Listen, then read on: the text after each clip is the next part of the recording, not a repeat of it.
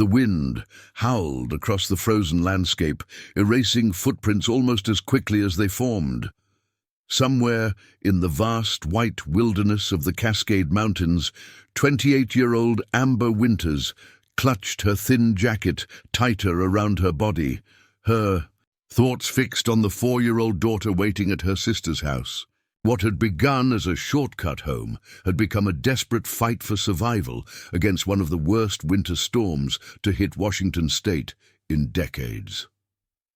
Before we jump back in, tell us where you're tuning in from, and if this story touches you, make sure you're subscribed, because tomorrow I've saved something extra special for you. As temperatures plummeted to negative digits and hope dwindled with each passing hour, no one knew that miles away, a man who had turned his back on humanity years ago would become her only chance at seeing another dawn.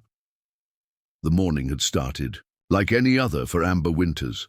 The young single mother woke before sunrise, preparing lunch for her daughter Emma, while the little girls slept peacefully in their small apartment in Riverview, a modest town nestled at the foothills of the Cascade Mountains. At 28, Amber's life revolved entirely around her daughter and her job as a nurse's aide at Riverview Memorial Hospital. The position didn't pay much, but it covered the rent and provided just enough for them to get by. "Mommy, I don't want you to go to Aunt Sarah's," Emma protested, her small hands clutching Amber's sleeve as they stood in the doorway of her sister's cozy home. "I want to stay with you." Amber knelt down to eye level with her daughter, brushing a strand of blonde hair so much like her own behind Emma's ear. "It's just for the weekend, sweetheart. I have to take these extra shifts, and then next weekend will be all about us. We'll make cookies and watch those princess movies you love." The hospital had offered overtime pay for anyone willing to work the weekend shift during the holiday season. Amber couldn't afford to pass up the opportunity, not with Emma's birthday coming up in January and the heating bill that had nearly doubled since the cold snap hit. Sarah, Amber's older sister by 3 years, appeared in the doorway with a reassuring smile. "We're going to have so much fun, aren't we, Em? I bought that craft kit you wanted." Emma's resistance softened slightly at the mention of crafts, but her eyes remained locked on her mother's face. "I'll pick you up Sunday evening, I promise," Amber said, placing a kiss on her daughter's forehead, "and I'll call tonight before bedtime." The goodbye had been harder than usual. Later, Amber would remember the way Emma clung to her neck, as if some primal instinct had warned her daughter of what was to come. The shift at Riverview Memorial had been grueling. 12 hours of back-to-back patients, many suffering from hypothermia or injuries from ice-related falls. The weather forecast had warned of an approaching storm system, but in the inland northwest, winter weather warnings were as common as coffee shops. By the time Amber clocked out at 7:30 p.m. Saturday evening, fat snowflakes were already falling. Steadily from the darkened sky, her ancient Honda Civic protested against the cold before finally sputtering to life in the hospital parking lot. The radio crackled with updated weather reports as she pulled onto the main road, advising all residents to stay indoors if possible. This storm is developing faster than anticipated, with expected snowfall of 18 to 24 inches in the valley and up to 3 feet in higher elevations. Temperatures will drop well below freezing overnight, with wind chill factors. Amber turned up the heater, which blew lukewarm air at best. The normal route from the hospital to her apartment took about 30 minutes, skirting around the base of Miller's Ridge. But tonight, with the snow already accumulating on the roads and visibility deteriorating by the minute, she considered an alternative. There was an old logging road that cut directly through the lower part of the mountains, local knowledge passed down from her father years ago. It would shave nearly 15 minutes off her drive time, getting her home before the worst of the storm hit. Decision made, Amber turned off the main highway at the unmarked gravel road that few outsiders knew existed. The narrow path wound through dense pine forest, occasionally offering glimpses of the valley below when the trees thinned. Under normal circumstances, it was a peaceful drive. Tonight, however, the darkness seemed to press against her windshield. As the snowfall intensified, 10 minutes into the shortcut, the first warning sign appeared. Her headlights illuminated a fallen branch across half the road, forcing her to edge carefully around it. The Civic's tires slipped slightly on the increasingly snow-covered surface. Still, she pressed on, mindful of the worsening conditions, but confident in her knowledge of the road. That confidence evaporated 5 minutes later when her car lurched suddenly, the right front wheel dropping into an unseen pothole concealed by snow. The impact was jarring, throwing Amber forward against her seatbelt. When she tried to accelerate out of the hole, the engine revved, but the car remained stationary, the wheel spinning uselessly in place. "No, no, no," Amber muttered, shifting into reverse and then forward again. Nothing! She was stuck. Stepping out into the swirling snow, the full force of the storm hit her immediately. The wind cut through her hospital scrubs and light jacket, like they were made of tissue paper. Crouching by the front of the car, she could see the problem immediately.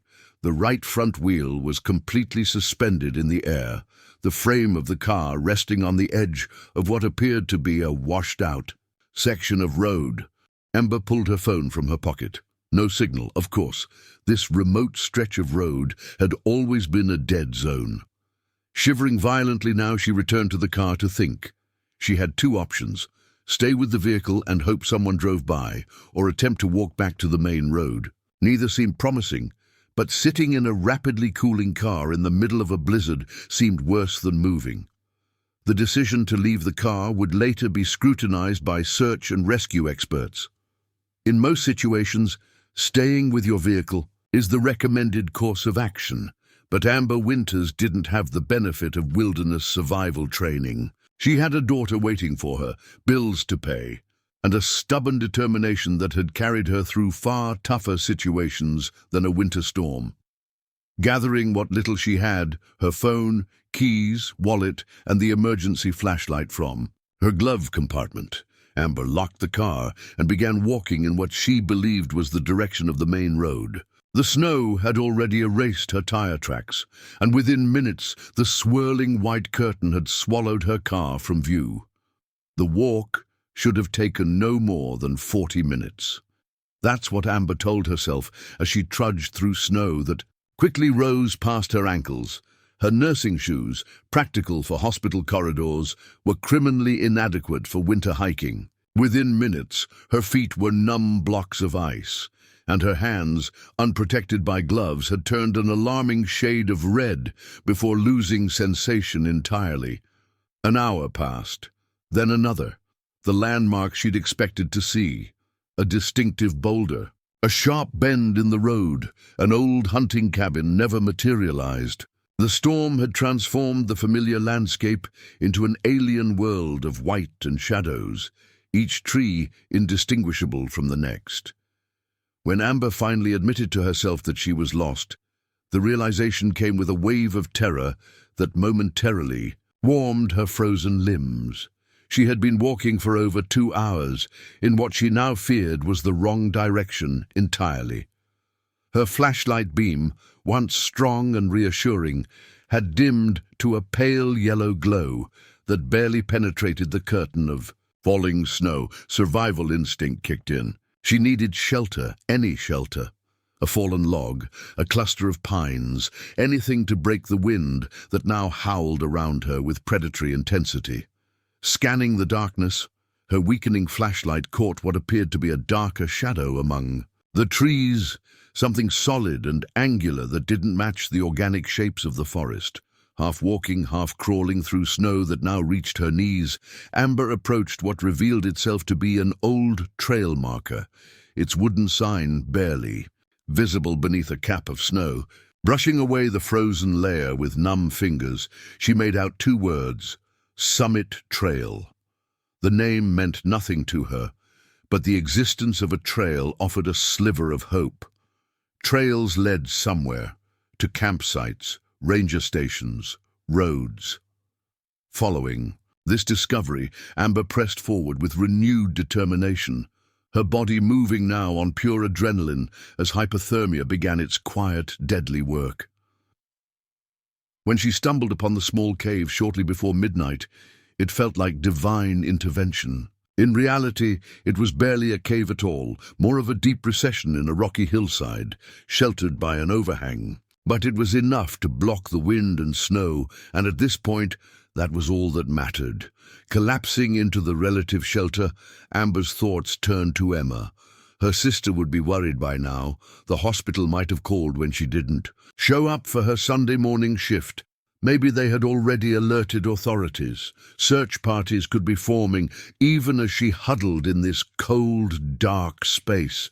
But as the night wore on and the temperature continued to plummet, even these hopeful thoughts began to fade. In their place came memories. Emma's first steps across their small living room, the sound of her daughter's laughter, the way she insisted on wearing her favorite purple sweater until it was so worn it barely held together. Amber found herself talking out loud, her voice a whisper against the storm's roar. "I'm coming home, baby. Mommy's coming home." By morning, the storm had intensified beyond the initial forecasts. What meteorologists had predicted as a significant winter event had evolved into what would later be classified as a once-in-a-generation blizzard. Wind gusts of 60 miles per hour drove snow into impenetrable drifts, and temperatures continued to fall. In Riverview, the first alarm was raised when Amber failed to call her sister Saturday night as promised. Sarah had tried Amber's cell repeatedly, each call going straight to voicemail. By Sunday morning, with the storm raging outside her windows and still no word, she contacted the hospital. Ms. Winters completed her shift and left the premises. At approximately 7:30 p.m. yesterday evening, the charge nurse informed Sarah. She's scheduled again this morning, but hasn't arrived or called in. By noon Sunday, with the storm showing no signs of abating, Sarah contacted the Riverview Police Department to report her sister missing. Officer Marcus Reynolds took the report with the efficiency of someone who had handled similar situations before. Given the current weather conditions, there's a good chance she's simply stranded somewhere with no cell service, he explained. We've had dozens of abandoned vehicles reported along the highways. You don't understand, Sarah insisted, her voice cracking. Amber would never just disappear like this. She has a daughter. She would have found a way to let me know she's okay. Despite Officer Reynolds' reassurances, something in Sarah's desperation must have registered. Preparing and narrating this story took us a lot of time, so if you are enjoying it, subscribe to our channel. It means a lot to us. Now back to the story. By Sunday afternoon, Amber Winters' disappearance had been escalated to a priority missing persons case, and the first search teams were being organized, though the continuing storm made any actual search operations impossible. Meanwhile, 40 miles away in a region locals called the North Hollow, 43-year-old Jackson Reeves sat by the window of his remote cabin, watching the storm with the measured interest of someone who had seen many winters come and go. Once a respected wildlife biologist, Jackson had retreated from society 7 years earlier after personal tragedy left him unable to face the everyday world. His wife and infant son had died in a car accident on a night not unlike this one, a detail that hadn't escaped his notice as he tracked the storm's progress. Jackson's solitary existence relied on careful preparation and intimate knowledge of the surrounding wilderness. He trapped and hunted for most of his protein, maintained extensive vegetable gardens during the growing season, and made monthly trips to the nearest town for supplies he couldn't produce himself. His neighbor, if someone living 5 miles away could be called such, was an elderly man named Frank Turner who checked in via CB radio every few days during severe weather. The radio crackled to life late Sunday afternoon. "Jackson, you reading me? Over." Frank's gravelly voice filled the cabin. "I'm here, Frank. Over. Hell of a storm, ain't it? Television's saying it might be the worst since '97. You got everything you need up there?" Over. "I'm fine," Jackson replied, his eyes never leaving the window. "How are things on your end?" Over. There was a pause before Frank's voice returned. "Roads are all closed. Power's out in half the county. And there's word of a missing woman, nurse from Riverview Hospital. Left work Saturday night and never made it home. They're saying she might have tried to take that old logging road through Miller's Ridge." Over. Something stirred in Jackson's chest, an emotion he couldn't immediately identify. It had been so long since he'd concerned himself with the troubles of strangers. "Nothing they can do in this weather anyway," Frank continued. "Visibility's 0, and they're saying another front's moving in tonight. Poor woman, if she's out. In this—" The sentence hung unfinished. "Keep me posted if you hear anything else," Jackson said finally. "I'll check in tomorrow. Over and out." He set the radio down and moved to stoke the fire in his wood stove. Outside, daylight was already fading, though it was barely 4 p.m. The thought of someone trapped in this weather, possibly just miles from his cabin, settled uncomfortably in his mind. Jackson had chosen isolation, had embraced it as both punishment and protection, but he hadn't abandoned his humanity entirely. If someone was out there, lost in his territory. Before he could talk himself out of it, he began gathering supplies, extra layers of clothing, snowshoes, his most powerful flashlight, emergency rations, a first aid kit, and most importantly, his tracking gear. Before becoming a recluse, Jackson had been one of the best wildlife trackers in the state, able to follow sign that others missed completely. If anyone had a chance of finding a lost hiker in these conditions, it was him. But even he wasn't foolish enough to venture out into a blizzard at nightfall. He would wait until first light, when the storm was projected to ease slightly. Until then, he could only hope that wherever she was, the missing woman had found shelter. Back in her shallow cave, Amber drifted in and out of consciousness, unaware that her disappearance had mobilized an entire community, or that a solitary stranger was preparing to search for her.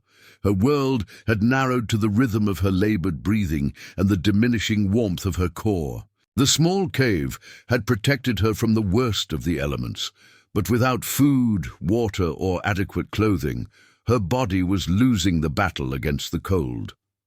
In one of her more lucid moments, she used the last of her phone's battery to record a message for Emma, her fingers so stiff she could barely press the buttons. The phone would likely never be found, but the act itself provided a kind of peace. "Emma, my sweet girl," she whispered into the device, her voice barely audible over the wind. "Mommy loves you more than anything in this world. Be good for Aunt. Sarah, be brave. I'll always be watching over you." As Sunday night deepened into the early hours of Monday morning, Amber fell into a sleep from which many never awaken, the deceptive comfort of advanced hypothermia.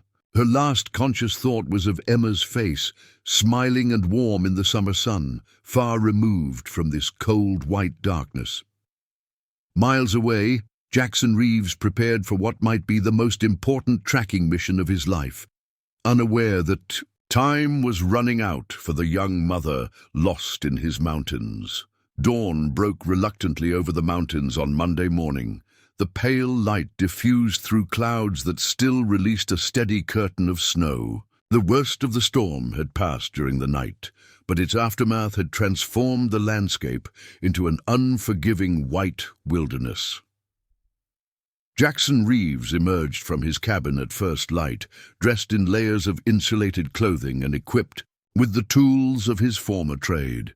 Over his shoulder hung a pack containing survival essentials, a thermos of hot broth, high-calorie rations, medical supplies, fire-starting materials, and an emergency shelter. On his feet were custom snowshoes he'd crafted himself, designed specifically for the deep, powdery snow common to this region. Standing on his porch, Jackson surveyed the terrain with practiced eyes. The search would be methodical, focusing first on the most likely routes someone might take if attempting to traverse the logging road during the storm. He knew these mountains intimately, every ridge, valley, and hidden trail. If the missing woman was out there, he would find her. Before setting out, Jackson made one final radio call to Frank. "Any updates on the situation?" "Over." Frank's response came through a haze of static. "Search and rescue teams are assembling in Riverview, but county officials aren't authorizing deployment until the visibility improves. They've identified the missing woman as Amber Winters, 28-year-old single mother, works as a nurse's aide. Her car was found this morning, abandoned on the old logging road about 7 miles east of your position." "Over." Jackson absorbed this information silently. 7 miles was a significant distance in these conditions, but not insurmountable. "I'm heading out now," he replied. "We'll check in when I can. Over and out." With a final adjustment to his gear, Jackson stepped off his porch and into snow that reached mid-thigh in places. The snowshoes distributed his weight across the surface, preventing him from sinking too deeply, but progress was still laborious. Each step required deliberate effort, muscles straining against the resistance of fresh powder. 3 hours into his search, Jackson had covered just over 2 miles. He followed the most logical path someone might take from the location where Amber's car had been discovered, heading toward the main road rather than deeper into the mountains. But logic rarely applied in survival situations. Fear, disorientation, and the whiteout conditions could have sent her in any direction. It was shortly before noon when Jackson spotted his first sign: a slight depression in the snow near a stand of pines. To the untrained eye, it might have appeared as nothing more than a natural dip in the terrain, but Jackson recognized it immediately as evidence of human passage. Someone had walked here, their footprints now filled by fresh snow, but still detectable in the subtle compression of the layers beneath. Kneeling to examine the sign more closely, Jackson brushed away the surface snow, revealing a faint but unmistakable boot print, roughly the size and shape of a woman's shoe. Not a hiking boot or winter footwear, but something with minimal tread, like the shoes a hospital worker might wear. Standing again, he scanned the area with renewed purpose. Where there was one sign, there would be others. Sure enough, he began to discern a pattern in the snow, small depressions occurring at irregular intervals, leading away from the logging road and toward higher elevation. "She went uphill," Jackson muttered to himself, both puzzled and concerned by this revelation. Moving to higher ground in a blizzard contradicted basic survival instinct. Either she had been completely disoriented, or was seeking something specific, shelter perhaps, or a vantage point. Following this tenuous trail, Jackson's pace quickened. The physical evidence was sparse, but sufficient for a tracker of his caliber. A broken twig here, a disturbance in the snow there, the faint impression of a hand against a tree trunk where she had likely steadied herself. The story of Amber Winters' desperate journey began to unfold before him like a book written in the wilderness. By mid-afternoon, the trail led Jackson to a rocky outcropping that jutted from the mountainside like a jagged spine. The terrain here was treacherous, a series of small cliffs and boulders partially concealed by snow. It was exactly the kind of place where someone could easily become trapped or injured. Navigating carefully around the base of the formation, he called out for the first time since beginning his search. "Hello, Amber Winters, can you hear me?" His voice echoed briefly before being swallowed by the vastness of the white landscape. No response came. Jackson continued his methodical search of the area, working in an expanding spiral pattern around the rocky terrain. The signs had grown fainter here, suggesting either a significant time gap between the snowfall and Amber's passage, or that she had begun moving more erratically, perhaps as hypothermia set in. It was as he rounded a particularly large boulder that Jackson discovered the small cave, really more of a deep recess in the rock face, partially obscured by a snowdrift. A trained observer, he immediately noted the disruption in the snow at the entrance. Someone had crawled inside, and recently. "Amber?" he called again, approaching the opening. "Amber Winters?" When no response came, Jackson knelt and shone his flashlight into the dark space. The beam illuminated a figure huddled against the far wall, motionless beneath a dusting of snow that had blown in through the entrance. For a moment Jackson froze, a flood of memories threatening to overwhelm. Him, another winter, another body found too late. Then his training kicked in, pushing aside emotion in favor of action. Crawling into the narrow space, he reached the woman's side and pressed 2 fingers to her neck, searching for a pulse. Her skin was alarmingly cold, her lips tinged blue. But beneath his fingertips he felt it, faint and irregular but present, a heartbeat. "Amber," Jackson said firmly, rubbing her arms with brisk motions. "Amber, can you hear me? I'm here to help you." Her eyelids fluttered but didn't open, a small moan escaping her lips. Severe hypothermia, Jackson assessed, coupled with dehydration and likely hypoglycemia. She needed immediate intervention. Working swiftly, he opened his pack and withdrew the emergency thermal blanket, wrapping it around Amber's rigid form. Next came the thermos of broth, still warm after all these hours thanks to its vacuum insulation. Supporting her head, he managed to get a few drops between her lips. "That's it," he encouraged as she reflexively swallowed. "Just a little more." Back in Riverview, the official search operation had finally launched. 6 teams of experienced search and rescue personnel had deployed to various sections of the logging road and surrounding areas, accompanied by wilderness-trained dogs. The local news had picked up the story, broadcasting Amber's photo alongside appeals for information. At Sarah's home, Emma sat quietly on the living room floor, surrounded by untouched toys. Despite Sarah's best efforts to maintain normalcy, the child seemed to sense that something was deeply wrong. She had asked for her mother repeatedly throughout the previous day, each time growing more distressed by the vague answers she received.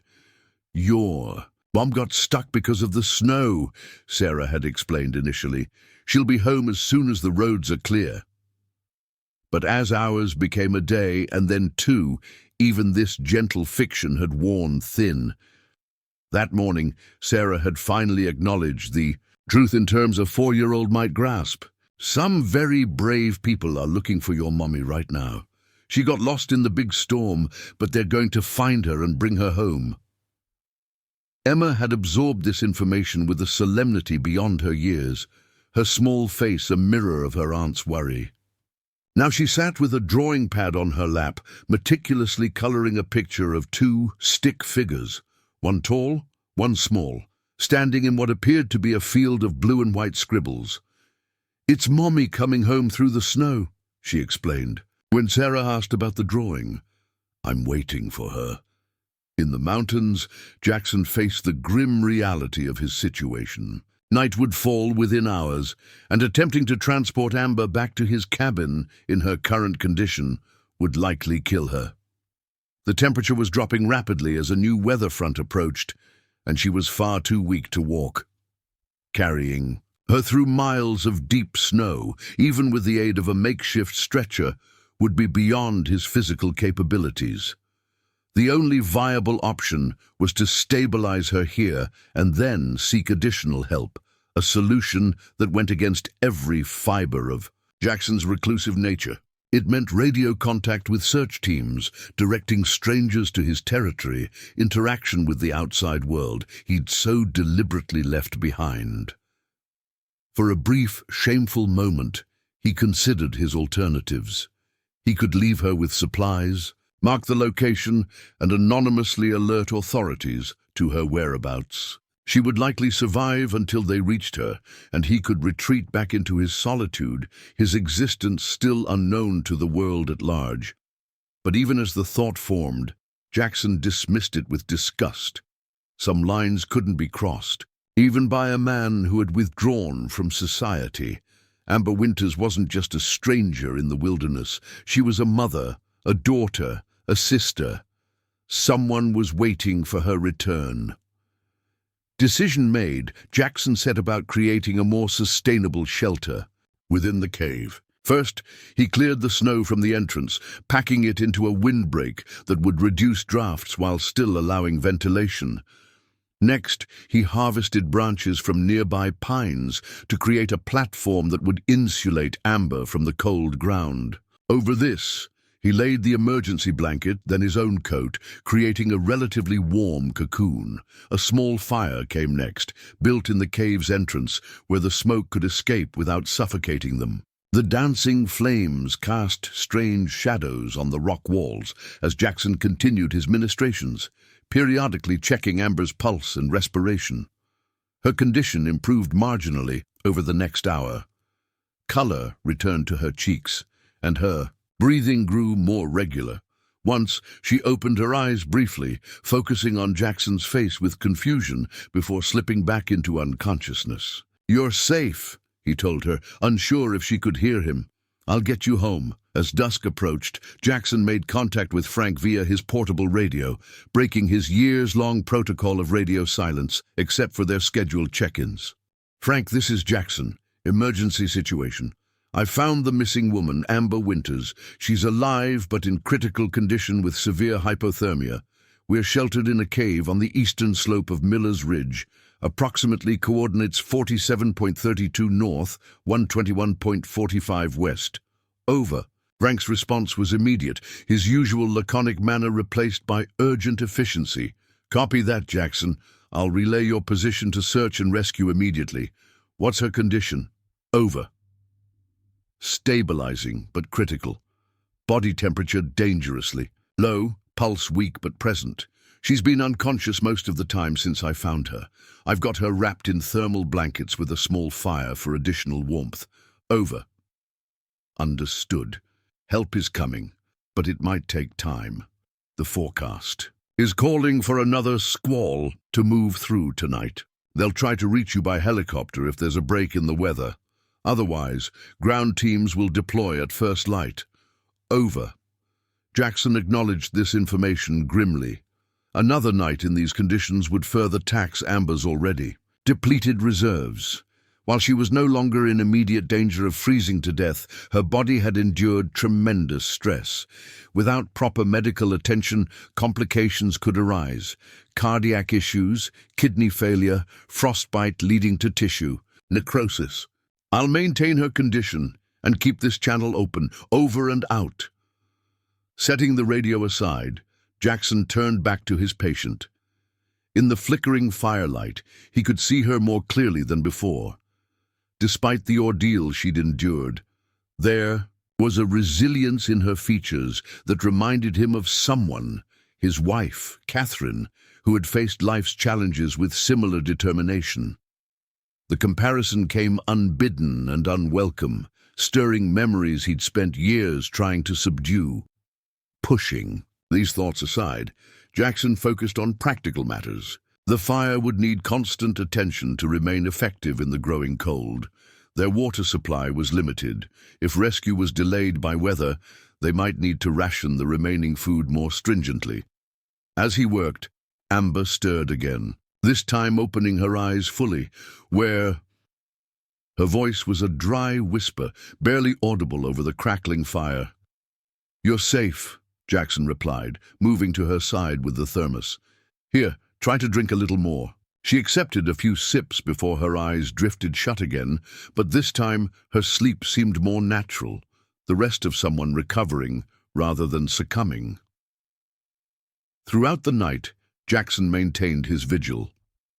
The promised squall arrived shortly, after midnight, bringing fresh snow and winds that moaned eerily through the rocks surrounding their shelter. Inside the cave, the small fire held the worst of the cold at bay, but Jackson remained alert for any sign that Amber's condition was deteriorating.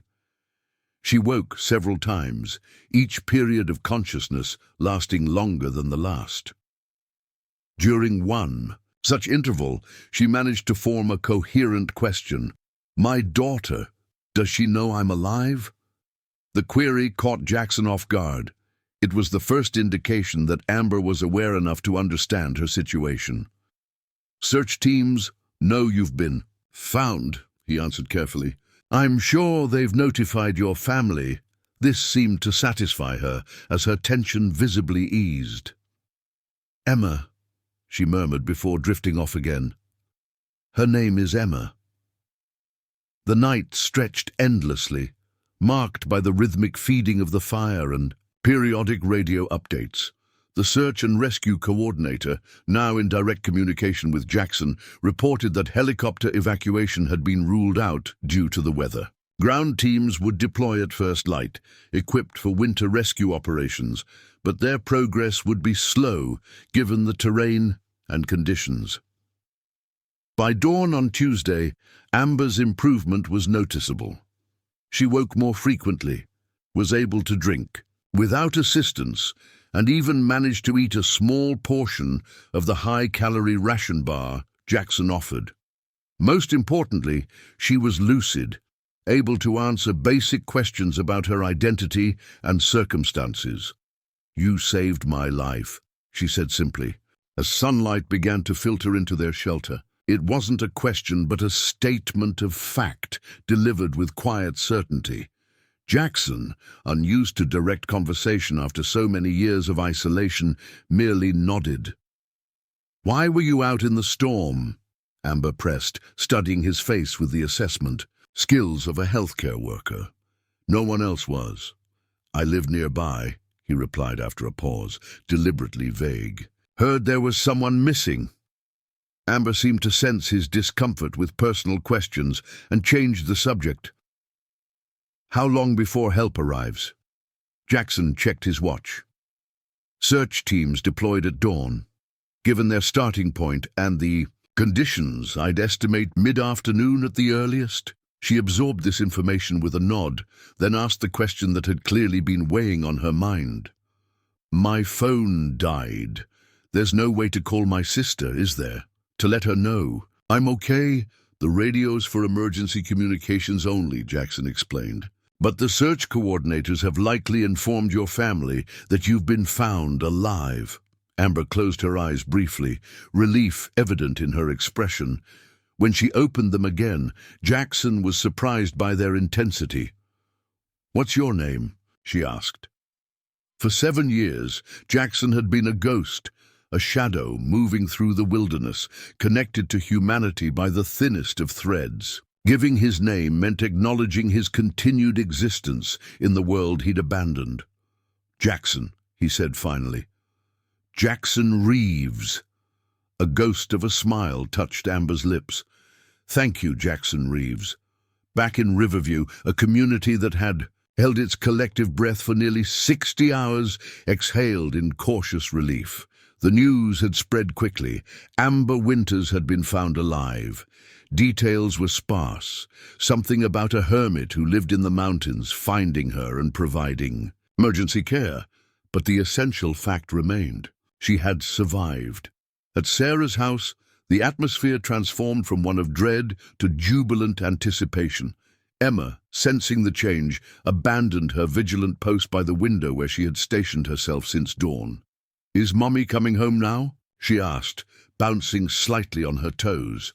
Sarah knelt to embrace her niece, her own eyes bright with unshed tears. "Yes, sweetheart. They found her. She's okay, and they're bringing her home as soon as they can." Officer Reynolds had personally delivered the news, staying to provide what limited information was available about the rescue operation now underway. The identity of the rescuer remained somewhat mysterious, apparently a man who lived off the grid in the North Hollow region and had specifically requested anonymity. What mattered was that he had found Amber in time, provided critical first aid, and alerted authorities to her location. "It's nothing short of miraculous," Reynolds concluded. "Another day out there in her condition." He left the sentence unfinished, mindful of Emma's presence, While Riverview celebrated, Jackson faced the approaching reality of reintegration. The radio had been crackling with updates throughout the morning as rescue teams navigated the treacherous terrain toward their position. Their estimated arrival time had shifted from mid-afternoon to early evening due to unexpected obstacles along the route. "How long have you lived out here?" Amber asked during one of their increasingly frequent conversations. The warmth and rest had restored much of her vitality, though she remained weak. Jackson hesitated before answering. 7 years. Alone? He nodded. By choice? The question penetrated deeper than she could know. Was isolation truly a choice when the alternative felt impossible? When the weight of loss made conventional existence unbearable? Yes, he said simply, because the complete truth was too complex, too personal to share with a stranger, even one whose life was now linked with his through circumstance. Amber seemed to understand that she'd brushed against a boundary. She changed direction again, this time telling Jackson about Emma, her precocious vocabulary, her stubborn independence, her passion for anything purple. The words poured out of her, as if speaking her daughter's name aloud could somehow bridge the distance between them. Jackson listened more than he spoke, asking occasional questions that revealed genuine interest. It had been so long since he'd engaged in normal conversation that the rhythm felt foreign, yet familiar, like revisiting a childhood home after decades away. By late afternoon, the distant sound of voices announced the approach of the rescue team. Jackson felt his chest tighten with anxiety. Soon his sanctuary would be breached by strangers, his solitude shattered, if only temporarily. The instinct to flee, to disappear into the deeper wilderness before they arrived, was powerful. Amber must have sensed his internal struggle, for she reached out and briefly touched his hand. "Thank you," she said again, the simple phrase encompassing far more than the act of rescue. Jackson nodded once, then rose and moved to the cave entrance. In the distance, he could see them now, 6 figures in bright search and rescue uniforms, approaching steadily through the snow. The outside world had arrived at his doorstep, bringing with it complications and connections he had spent years avoiding. Yet, as he watched their approach, Jackson felt something unexpected stir within him. Not just anxiety, but a flicker of something long dormant. Perhaps the hermit who had followed a stranger's tracks through a blizzard wasn't as disconnected from humanity as he had believed. The search and rescue team approached the cave with practiced efficiency, equipment jingling against their heavy winter gear. Their leader, a broad-shouldered man named Mike Collins, reached the entrance first, his weathered face breaking into a relieved smile as he spotted Amber. "Ms. Winters," he confirmed, crouching to enter the small space. "I'm Mike with Cascade Mountain Search and Rescue. We're here to get you home." Behind him, an emergency medical technician named Diane Porter was already assessing the situation, her trained eyes taking in the makeshift shelter, the carefully maintained fire, and most importantly, her patient's condition. "Remarkable work," she murmured to Jackson, who had retreated to the far corner of the cave. Most people in her situation wouldn't have survived the first night, let alone nearly 3 days. Jackson acknowledged the comment with a slight nod, but said nothing. His attention was fixed on the cave entrance, where additional team members were assembling a portable stretcher and unpacking medical supplies. Diane continued her examination of Amber, checking vital signs and asking a series of questions designed to assess cognitive function. Satisfied with the responses, she administered IV fluids and wrapped Amber in specialized thermal blankets that reflected body heat with far greater efficiency than the emergency blanket Jackson had provided. "Hypothermia has resolved significantly," she reported to Collins, "but there's moderate frostbite on her extremities, possible pneumonia developing, and severe dehydration despite Mr. Reeves' interventions. We need to move her to medical facilities as soon as possible. While the medical assessment continued, Collins approached Jackson directly. The team coordinator radioed that you were the one who found her. Mind if I ask how? We had 6 search teams combing this area since yesterday morning and found no sign. Jackson hesitated, uncomfortable with the attention. I tracked her, he said finally, from where her car was abandoned. Collins raised an eyebrow. In these conditions, after a 3-foot snowfall had covered any tracks, that's something else. Before Jackson could respond, a young technician setting up communications equipment called out, "Sir, base camp is requesting a situation report and estimated evacuation timeline." Collins moved away to handle the communication, leaving Jackson momentarily unobserved. It was the opportunity he'd been waiting for, a chance to slip away before the inevitable questions about his identity, his presence in the wilderness, his isolated existence. He could vanish into the forest, return to his cabin by alternate routes, resume his life of solitude without further entanglement. But as he edged toward the cave entrance, Amber's voice stopped him. "Jackson?" Her tone was questioning, concerned. She had noticed his attempted retreat. Meeting her gaze, Jackson saw understanding in her eyes. She recognized his instinct to flee, perhaps even sympathized with it. Yet there was also a silent appeal there, a request for him to remain, if only until she was safely transported from the mountain. After a moment's hesitation, Jackson stepped back from the entrance and gave her a small nod. He would stay, at least for now. The evacuation process was methodical, but time-consuming. Amber was carefully transferred to the stretcher, secured with straps and covered with thermal protection against the bitter cold outside. The team would transport her in shifts, 4 carriers at a time, rotating frequently due to the demanding terrain. "Mr. Reeves," Collins addressed Jackson as final preparations were made, "the fastest route back to the access point is 5 miles. Over difficult ground. We've got enough personnel to manage, but if you're willing to help guide us, especially if weather conditions deteriorate again, we'd appreciate it." The request was reasonable, even necessary for Amber's safety, yet it represented everything Jackson had spent years avoiding: extended interaction, returning to civilization, public attention. His internal struggle must have shown on his face, because Collins added softly, "You found her when no one else could. Seems only right you help bring her all the way home." Jackson looked past Collins to where Amber lay on the stretcher, her eyes fixed on him despite the activity surrounding her.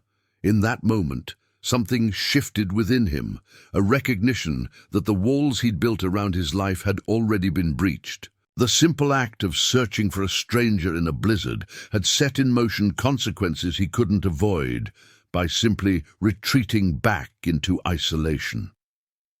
"I'll lead," he said finally, reaching for his pack. "There's a route through the eastern ravine that will be more sheltered if the wind picks up again." Collins nodded, giving instructions to his team to follow Jackson's lead. Within minutes, they were underway. The stretcher carefully maneuvered through the cave entrance and into the fading afternoon light. The journey down the mountain was arduous. Despite Jackson's guidance along the path of least resistance, the deep snow and treacherous footing required constant vigilance. Darkness fell quickly, forcing the team to use headlamps that cast eerie, bouncing beams across the white landscape. Halfway to the access point, snow began falling again. Not the violent blizzard of days past, but steady flakes that further reduced visibility. Jackson led with a tracker's precision, identifying landmarks beneath their winter disguise that others would have missed entirely. During one of the team's brief rest periods, Diane checked Amber's condition and reported continued stability. "She's stronger than she looks," the EMT remarked to Jackson, who had paused nearby. "Most people would have succumbed to the elements long before you found them." "She has a daughter," Jackson replied simply, as if this explained everything. Diane nodded in understanding. Amazing what people can endure when someone is waiting for them. The comment landed with unexpected weight on Jackson. For 7 years, no one had waited for him. No one had wondered about his whereabouts or worried about his safety. It had been a deliberate severing, his choice to disappear from a world that held too many reminders of what he'd lost. Yet here he was, leading strangers through a snowstorm to save a woman who had fought to survive because someone was waiting. The parallel wasn't lost on him.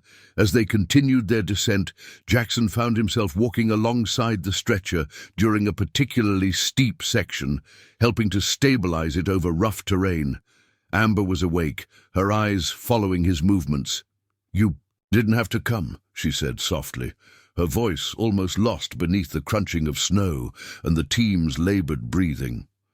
"Easiest route down is through my territory," Jackson responded, his tone neutral. "Makes sense to guide you." Amber's knowing look suggested she didn't entirely believe this practical explanation. "Will you go back afterward, to your cabin in the woods?" The question stirred complicated emotions. Until 2 days ago, the answer would have been unequivocal. Now uncertainty had crept in where once there had been only resolute isolation. "Probably," he said finally, the answer less definitive than he'd intended. They reached the access point shortly after 9 p.m., where a medical transport vehicle waited. With engine running and heaters blasting, the transfer was efficient.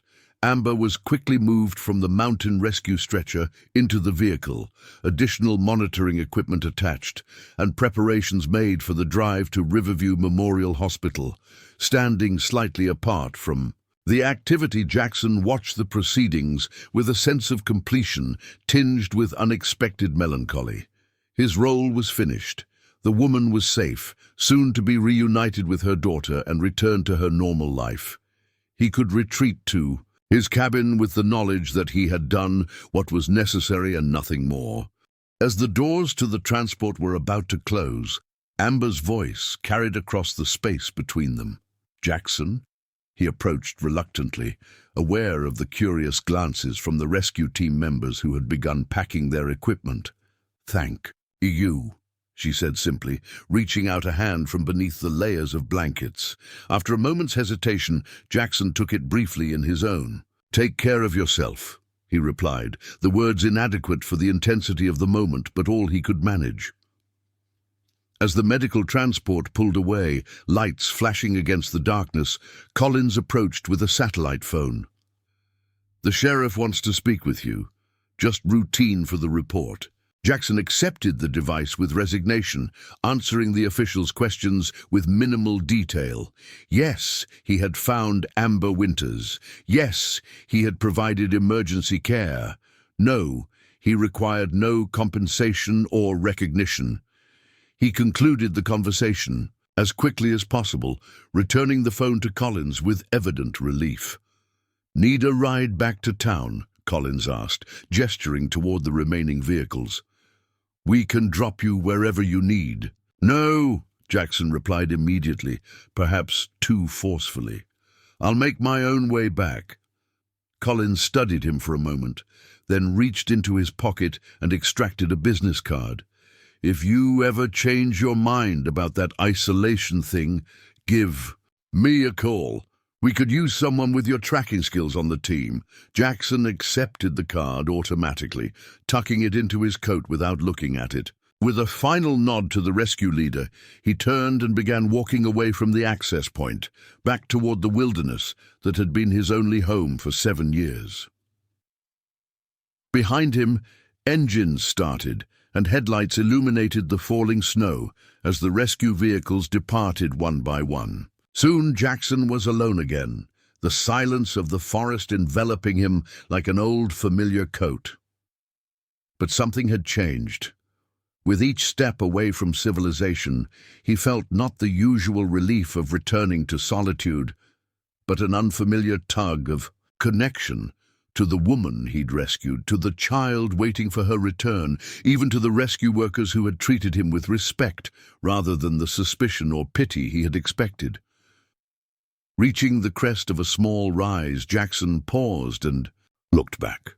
The lights of the departing vehicles were visible in the distance, small beacons moving steadily toward Riverview.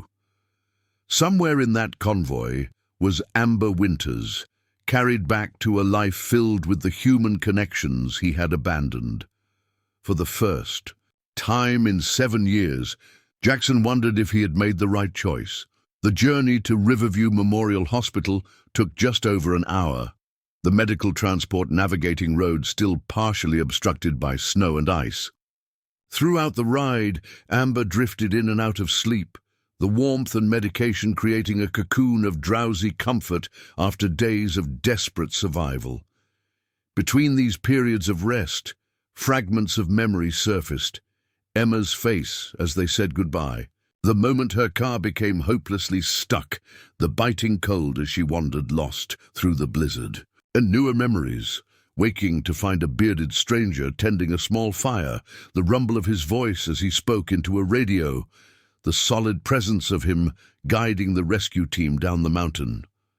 Jackson Reeves, a man who had saved her life and then tried to disappear before receiving any acknowledgement for the act. His reluctance to engage, his evident discomfort with attention, the sparse details he provided about his isolated existence, all pointed to someone carrying burdens she could only imagine.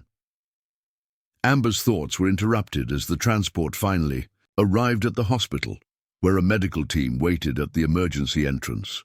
The transition from vehicle to treatment room passed in a blur of activity. Vital signs monitored, blood drawn for testing, detailed examination of the frostbitten areas on her feet and hands. The attending physician, Dr. Melissa Chen, reviewed the preliminary results with a mixture of concern and optimism. "You're incredibly lucky, Ms. Winters. Another day out there, and we'd be having a very different conversation. As it stands, we're looking at moderate frostbite to your extremities, early-stage pneumonia, and significant dehydration, all treatable with proper care." "When can I see my daughter?" Amber asked, the question that had dominated her thoughts since rescue. Dr. Chen's expression softened. "Your sister has been notified of your arrival. They should be here within the hour. Once we've got you stabilized and moved to a room, there's no reason your daughter can't visit, though I recommend keeping it brief for tonight. You need rest more than anything." The news brought tears to Amber's eyes, the first she had allowed herself since the ordeal began. Seeing her emotion, Dr. Chen placed a gentle hand on her shoulder. "It's okay to let it out now. You're safe." The simple permission broke something within Amber. Tears flowed freely as the reality of her survival, the nearness of her brush with death, and the imminent reunion with Emma all converged in a wave of overwhelming emotion. "I almost didn't make it back to her," she whispered between sobs. "If he hadn't found me—" Dr. Chen nodded, understanding. "The mountain hermit, right? The rescue team mentioned him in their report. Quite extraordinary that he tracked you through a blizzard." "His name is Jackson," Amber said, feeling strangely protective of the man's privacy even as she spoke. "Jackson Reeves." The name was recorded in the medical report along with other details of the rescue, becoming part of the official narrative of Amber Winters' survival against impossible odds. What the report couldn't capture was the complexity of the man himself, the reluctant hero who had seemingly stepped out of nowhere to save a stranger before attempting to retreat back into anonymity.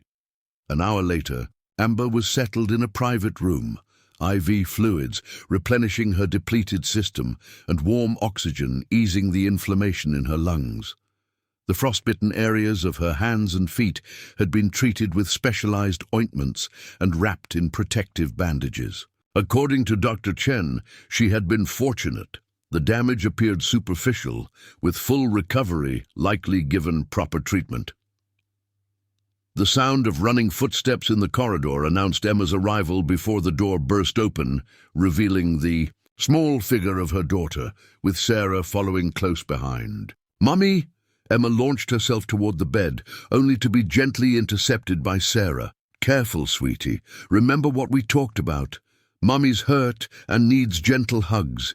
Emma nodded solemnly, approaching the bed with exaggerated care. "I missed you so much," she said, her voice quavering with emotion too complex for her 4-year-old vocabulary. Amber reached out, ignoring the pain in her bandaged hands as she drew her daughter close. "I missed you too, baby. Every minute." Over Emma's head, Amber's eyes met Sarah's, seeing the relief and lingering fear in her sister's expression. The past 72 hours had taken a toll on both of them. "They're saying it's a miracle," Sarah said quietly, as Emma nestled against Amber's side. "That you survived 3 nights in those conditions." "Not a miracle," Amber corrected gently. "A person, someone who knew how to find me when no one else could." The story of Jackson Reeves emerged in pieces over the following days as Amber recovered her strength. Local media, initially drawn to the dramatic survival story, became particularly interested in the mysterious mountain dweller who had performed the seemingly impossible tracking feat that saved Amber's life. "Mountain hermit becomes unlikely hero," read one headline, accompanied by a photo of the general area where Jackson's cabin was believed to be located, information he had carefully avoided providing to authorities. Officer Reynolds, who had been involved in the case from the beginning, visited Amber on her 3rd day in the hospital with an update on the investigation. "We've confirmed that your vehicle slid into a washed-out section of the logging road that wasn't marked," he explained. "The county is already installing warning barriers to prevent similar accidents. As for your rescuer, Mr. Reeves, we've been trying to locate him to formally acknowledge his heroism, but he's proven elusive." Amber wasn't surprised. "He values his privacy," she said simply. "I don't think he wants acknowledgement." Reynolds nodded understanding. "Well, the mayor wants to present him with a Citizen's Heroism Award, but we can't very well do that if we can't find him. Frank Turner, apparently the only person in regular contact with Reeves, says he's stopped responding to radio calls since the rescue, just checks in with the briefest acknowledgement that he's alive, then signs off." The news troubled Amber more than she expected. Had the experience of re-entering society, however briefly, driven Jackson deeper into isolation? Was he regretting his decision to help her? The questions lingered as Amber's recovery progressed. After 5 days in the hospital, she was discharged, with instructions for ongoing care of her healing frostbite and a prescription for antibiotics to complete the treatment of her pneumonia. The return to her apartment, to normal life with Emma, should have felt like the closing of a chapter. Instead, Amber found herself increasingly preoccupied with thoughts of the man who had saved her. A week after returning home, she made a decision. Using the information gleaned from conversations with rescue personnel and Officer Reynolds, Amber compiled what little was known about Jackson Reeves' location. The North Hollow region was remote, but not inaccessible, particularly now that the winter roads had been cleared. Frank Turner, Jackson's nearest neighbor, might be persuaded to provide more specific directions. "You want to do what?" Sarah asked incredulously when Amber explained her plan. "Trek back into the mountains to find a man who clearly doesn't want to be found, after nearly dying there 2 weeks ago?" "I'm not suggesting hiking through the wilderness," Amber clarified. "The roads are open now, and I'm not going to intrude on his privacy, just deliver something and then leave." The something was a carefully selected gift, a handcrafted hunting knife with an antler handle that she had discovered in a specialty shop in Riverview. The accompanying note was simple: "Thank you for following my tracks, Amber and Emma." Along with it, she included a drawing Emma had made of their family, with a new figure added at Emma's insistence, a bearded man standing slightly apart but connected by a line to the mother and child.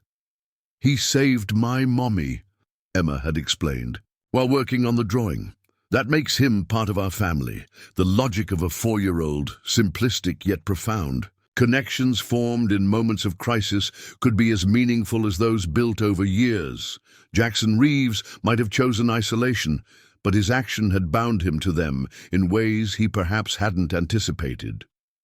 2 days later, Amber stood on Frank Turner's porch, the package containing the knife and drawing in her hands. The elderly man had been initially reluctant to assist, protective of his reclusive neighbor's privacy, but something in Amber's quiet persistence had eventually convinced him. "I can't take you there myself," he said, scratching his gray beard. "Jackson wouldn't appreciate that, but I can give you directions to within a quarter-mile of his place. After that, you're on your own." The directions were surprisingly specific, a testament to Frank's intimate knowledge of the terrain, even in his advancing years. "There's an old game trail that cuts through the pine stand just past the lightning-struck oak. Follow it northeast until you see a rock formation shaped like a bear's head. The cabin is in the clearing beyond." Amber thanked him, then asked the question that had been concerning her since learning of Jackson's radio silence. "Is he okay? Since the rescue, I mean." Frank's expression grew thoughtful. "Okay" is a relative term for someone like Jackson. He was okay before he found you in his own way. Now? Hard to say. Some storms changed the landscape permanently. As Amber prepared to leave, Frank added one final piece of advice. "Whatever your intentions, remember that man has crafted his solitude with the same care most folks put into building a community. Tread carefully." With these words echoing in her mind, Amber drove along the winding mountain road, following Frank's directions until she reached the point where the formal path ended. Leaving her car parked at the designated spot, she continued on foot, the package tucked securely under her arm and Frank's hand-drawn map guiding her steps. The forest was transformed from her last experience within it, no longer a white death trap, but a living, breathing entity filled with the early signs of approaching spring. Patches of snow remained in shaded areas, but sunlight filtered through the pine branches, creating dappled patterns on the emerging forest floor. Finding the lightning-struck oak proved easier than anticipated, its distinctive silhouette visible from a distance. The game trail beyond was subtle, but discernible, winding its way through dense vegetation toward the northeast, as Frank had indicated. 20 minutes later, Amber spotted the bear-shaped rock formation. Beyond it, just as promised, a small clearing opened up, revealing a modest log cabin nestled against the backdrop of taller pines. Smoke curled from its stone chimney, the only indication that it was inhabited. Standing at the edge of the clearing, Amber hesitated. Frank's warning about treading carefully resonated with her own sense that what she was about to do represented a significant intrusion, regardless of her intentions. Jackson had saved her life, yes, but that didn't entitle her to disrupt his carefully constructed solitude. After a moment's consideration, she decided against approaching the cabin directly. Instead, she moved toward a flat stone at the clearing's edge that seemed to serve as a natural bench overlooking the valley below. Placing the package conspicuously on this stone, weighted down with a small branch to prevent it from blowing away, Amber took one last look at the cabin. For a moment, she thought she glimpsed movement at one of the windows, a shadow passing, quickly out of sight. Whether Jackson had seen her or not, she had accomplished what she came to do. The gift and its accompanying message had been delivered. What happened next was entirely up to him.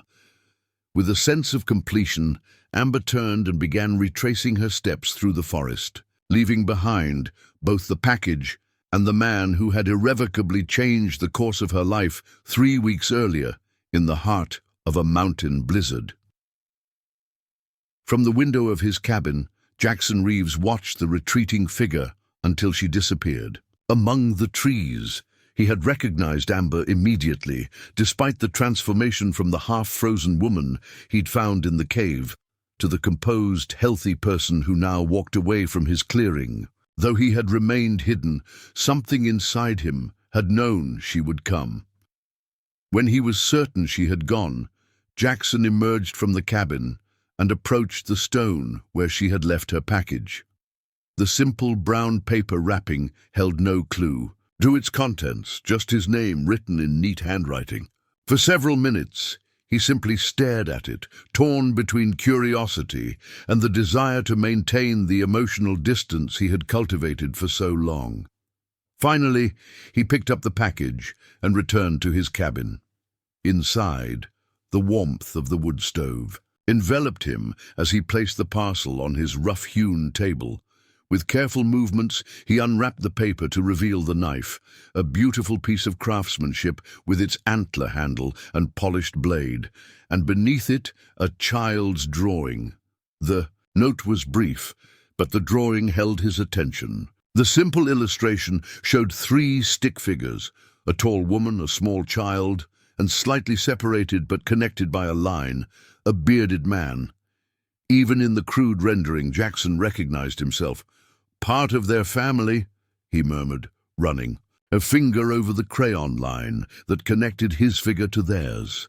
The concept was foreign after so many years of isolation. Family was something he had lost, violently, irrevocably, on a winter night similar to the one when he had found Amber. The memory rose unbidden. Catherine's laughter as she bundled infant Thomas into the car, her promise to return quickly. From the grocery store, the gathering storm that had turned roads treacherous within hours. The police officer at his door, hat in hand, speaking words that had shattered his world. Jackson set the drawing aside and moved to stoke the fire. His movements mechanical. The knife would be useful, practical, something he could integrate into his daily life without sentiment. The drawing was different. It represented a connection, an acknowledgement, a tether to the world beyond his self-imposed boundaries. As twilight deepened into night, Jackson's routine continued unchanged, checking his traplines, preparing a simple meal, reading by lamplight from his collection of worn books. Yet something had shifted in the atmosphere of the cabin, as tangible as the change in barometric pressure before a storm.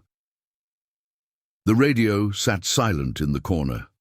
Since the rescue, he had reduced his communications with Frank to the minimum required to confirm his continued existence. The older man had attempted to share news from town. Apparently Jackson had become something of a local legend, but he had cut these conversations short each time. Now, after 3 weeks of silence, Jackson reached for the device and turned the dial to their agreed-upon frequency. "Frank, you there? Over." His voice sounded rough from disuse. The response came almost immediately, as if Frank had been waiting by his radio. "Jackson, well, I'll be damned. Was starting to wonder if you'd gone completely feral on me. Over." "I'm here," Jackson replied. After a pause, he added, "She came today. Left something. Over." There was a knowing quality to Frank's response. "Figured she might. Came by asking for directions yesterday. Didn't think you'd mind, considering. Over." Jackson absorbed this information without comment. Of course, Frank would have helped her. The old man had been pushing him toward re-engagement with humanity for years, in his subtle, non-intrusive way. "You going back to complete radio silence now, or are you planning to rejoin the land of the living occasionally? Over." Frank's tone was light, but the question carried weight. Jackson looked at the child's drawing propped against a jar on his table. The simple line connecting the bearded figure to the others seemed to pulse with significance in the lamplight. "We'll see," he said finally. Over and out. Back in Riverview, life had begun to resume its normal rhythm for Amber and Emma. The local interest in her survival story had faded as newer events captured the community's attention, allowing them to settle back into their routines of school, work, and the everyday challenges of their modest life. Physical recovery had come quickly. For Amber, The frostbite had healed with minimal scarring, and the lingering pneumonia had resolved with treatment. The psychological impact, however, remained present in unexpected moments. A sudden anxiety during snowfall, dreams of endless white landscapes, the persistent memory of bitter cold seeping into her bones. And then there was Jackson Reeves, a presence in her thoughts more substantial than seemed reasonable given their brief interaction. She had delivered her thanks and walked away, respecting his privacy as she had promised herself she would. The story should have ended there. Yet, 3 days after her visit to his cabin, Amber found herself discussing him again with Sarah over coffee at her sister's kitchen table. "I'm not sure what I expected," she admitted, cradling her mug. "Some acknowledgement, maybe, a word of thanks for the gift. It was silly to think he'd suddenly want contact with the outside world just because I showed up." Sarah studied her sister thoughtfully. "Is that really what's bothering you? That he didn't say thank you?" Amber sighed, recognizing the deeper truth in her sister's question. "No, it's not that. It's—" She struggled to articulate the feeling. "It's like there's an unfinished conversation between us, something important that never got said." "Maybe it's not about words," Sarah suggested. "Some connections don't need conversation. They just exist." The observation lingered with Amber as she returned to work the following week, reclaiming her position at Riverview Memorial, with colleagues who now treated her with a mixture of fascination and respect. Her survival story had elevated her status in subtle ways, creating a new confidence in her interactions with doctors and administrators. It was during her lunch break on Thursday that Officer Reynolds appeared in the hospital cafeteria, his expression suggesting this wasn't a casual visit. "Ms. Winters," he greeted her, settling into the chair across from her. "Hope I'm not interrupting." "Not at all," Amber replied, setting aside her sandwich. "Is everything okay?" Reynolds nodded. "Everything's fine. Actually, I'm here with some information I thought might interest you, given your connection to the situation." He proceeded to explain that the county's emergency management office had been reviewing the recent blizzard response, identifying gaps in their procedures and opportunities for improvement. One significant finding had been the crucial role played by experienced trackers in locating missing persons in wilderness areas. "Long story short," Reynolds concluded, "they're establishing a special unit of skilled outdoorsmen who can be called upon in similar emergencies, and they're very interested in recruiting your Mr. Reeves, assuming anyone can actually communicate with him." "He's not my Mr. Reeves," Amber corrected automatically, "and I'm not sure he'd be interested in any official position, even a voluntary one." Reynolds shrugged. "Maybe not, but sometimes people surprise you. Frank Turner mentioned you'd made contact recently. Thought you might be willing to pass along the offer next time you're in touch." The assumption that there would be a next time caught Amber off guard. She had deliberately left no means of contact at Jackson's cabin, no invitation for further communication. The gift had been a conclusion, not an opening, yet the idea of a legitimate reason to see him again stirred something unexpected within her. Not just curiosity or gratitude, but a deeper interest in the man himself, in the story that had led him to abandon society, in the person he had been before isolation had reshaped him. "I can try," she said finally, accepting the folder Reynolds slid across the table, "but I can't promise anything." 2 days later, Amber found herself once again driving the winding mountain road toward the spot where she had parked during her previous visit. This time Emma accompanied her, bouncing with excitement in the back seat of the car. "Is the mountain man nice?" she asked for the 3rd time since they had left Riverview. "Does he have a beard like in my picture?" Amber smiled at her daughter's enthusiasm. "Yes, he has a beard. And he's private. That means he likes to be alone most of the time." "But he helped you when you were lost," Emma reasoned, her young mind working through the contradiction. People who help other people are nice. The simple logic was difficult to argue with. Yes, he is nice, but that doesn't mean he wants visitors, sweetie. We're just going to leave this folder for him and then go, okay? We might not even see him. Emma nodded solemnly, though the flicker of disappointment across her face was unmistakable. She had developed a fascination with the mountain man who had saved her mother, incorporating him into her play scenarios and artwork with the natural adaptability of childhood. When they reached the parking spot, Amber helped Emma from her car seat and made sure she was properly bundled against the early spring chill. The snow had receded further since her last visit, making the trail easier to navigate, but no less beautiful in its wild tranquility. "Stay close to me," Amber instructed, as they set off along the path Frank had described. "And remember what I said about being quiet and respectful." Emma nodded again, her small hand wrapped tightly in her mother's as they made their way through the forest. The journey seemed shorter this time, the landmarks more recognizable. When they reached the bear-shaped rock formation, Amber paused, scanning the clearing beyond.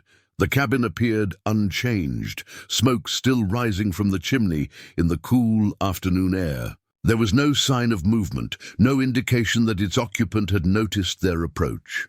"Is that where he lives?" Emma whispered, eyes wide with wonder. "It's like in my storybook." Before Amber could respond, the cabin door opened, and Jackson, Reeves, stepped into the clearing. He wore the same weathered coat she remembered from the rescue, his beard perhaps a shade wilder than before. For a moment, he simply stood there watching their approach with an expression Amber couldn't quite decipher. Emma's grip on her hand tightened.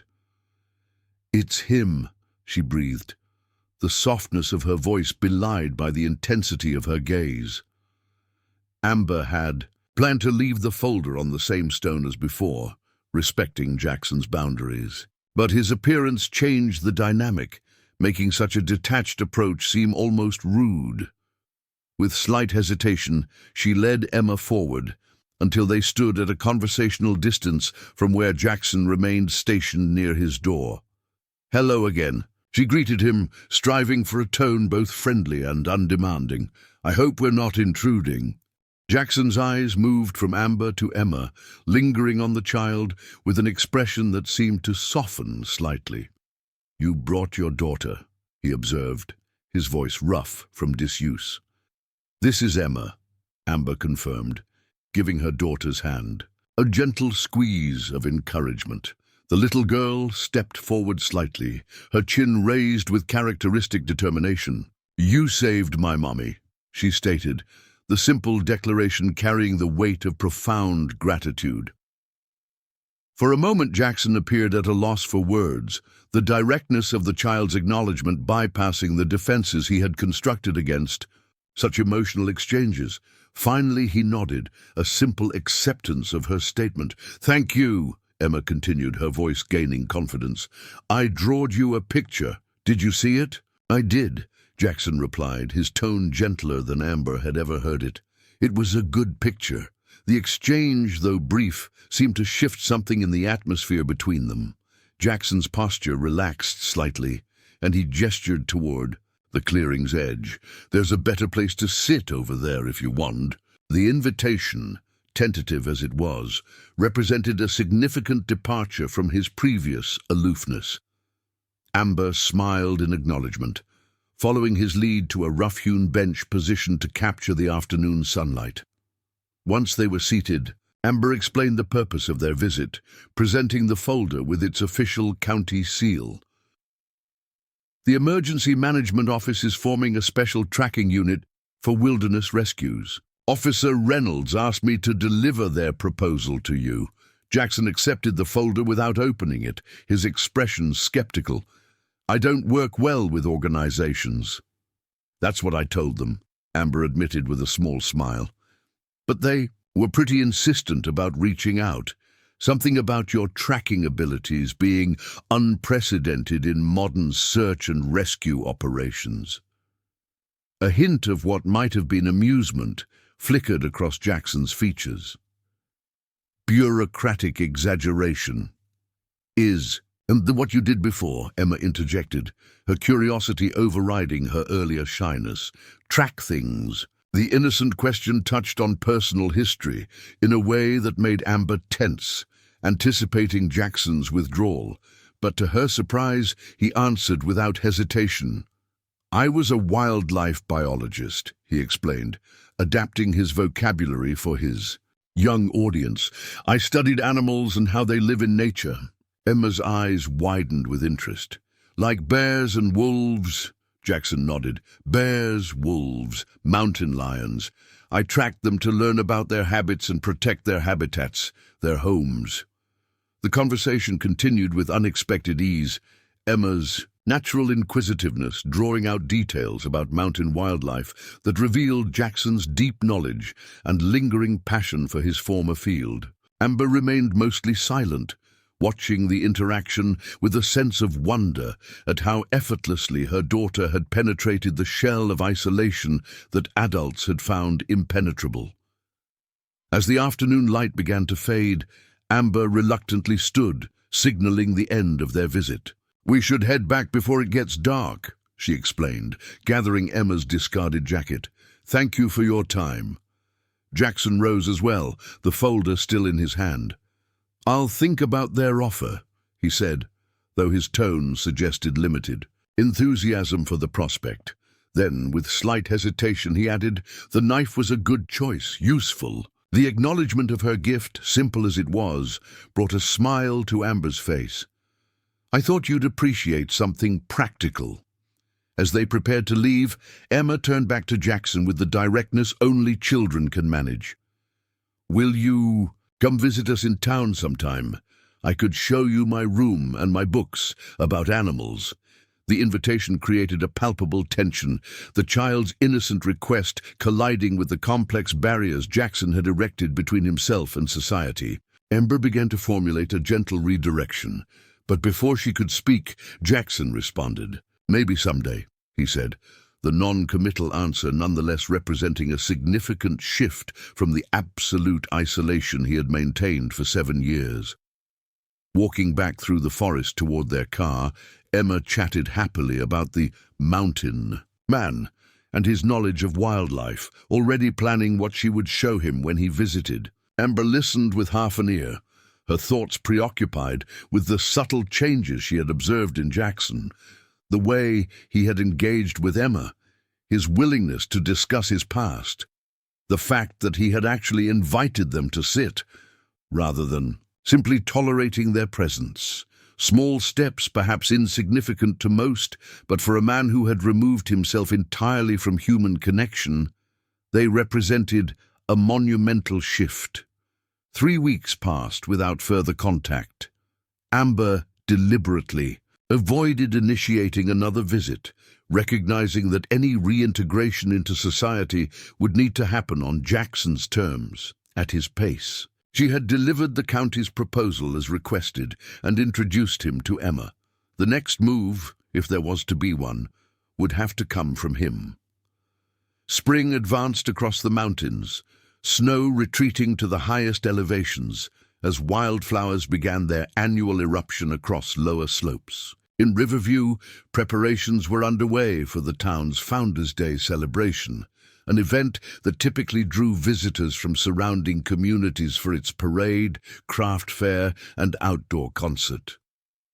Emma had been selected to participate in the children's choir performance, an honor that had resulted in daily practice sessions of the simple melody about mountain beauty and frontier spirit. The night before the celebration, she insisted on laying out her special dress and rehearsing one final time before bedtime.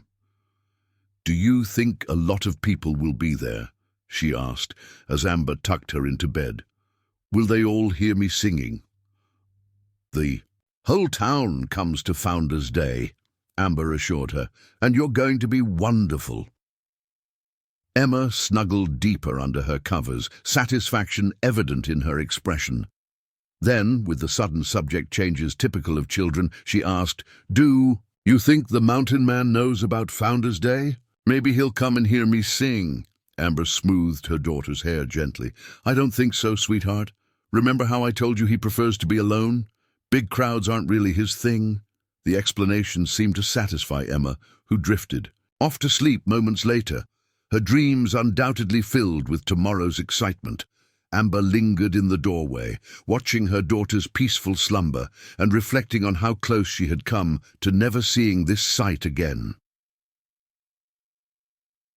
The Founders Day celebration dawned bright and clear, the kind of perfect spring day that seemed designed for outdoor festivities. By mid-morning, Riverview's main street was filled with visitors browsing craft booths and sampling food from local vendors.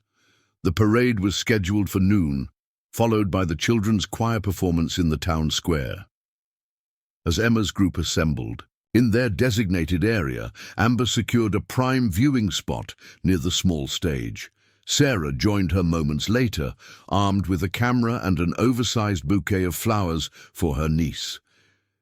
Quite a turnout this year, Sarah observed, scanning the growing crowd. Must be the weather. Amber nodded agreement, her attention focused on locating Emma among the cluster of children being organized into rows by their music teacher. The little girl gave an enthusiastic wave when she spotted her mother and aunt, nearly causing the child next to her to lose balance. That's our girl, Sarah laughed.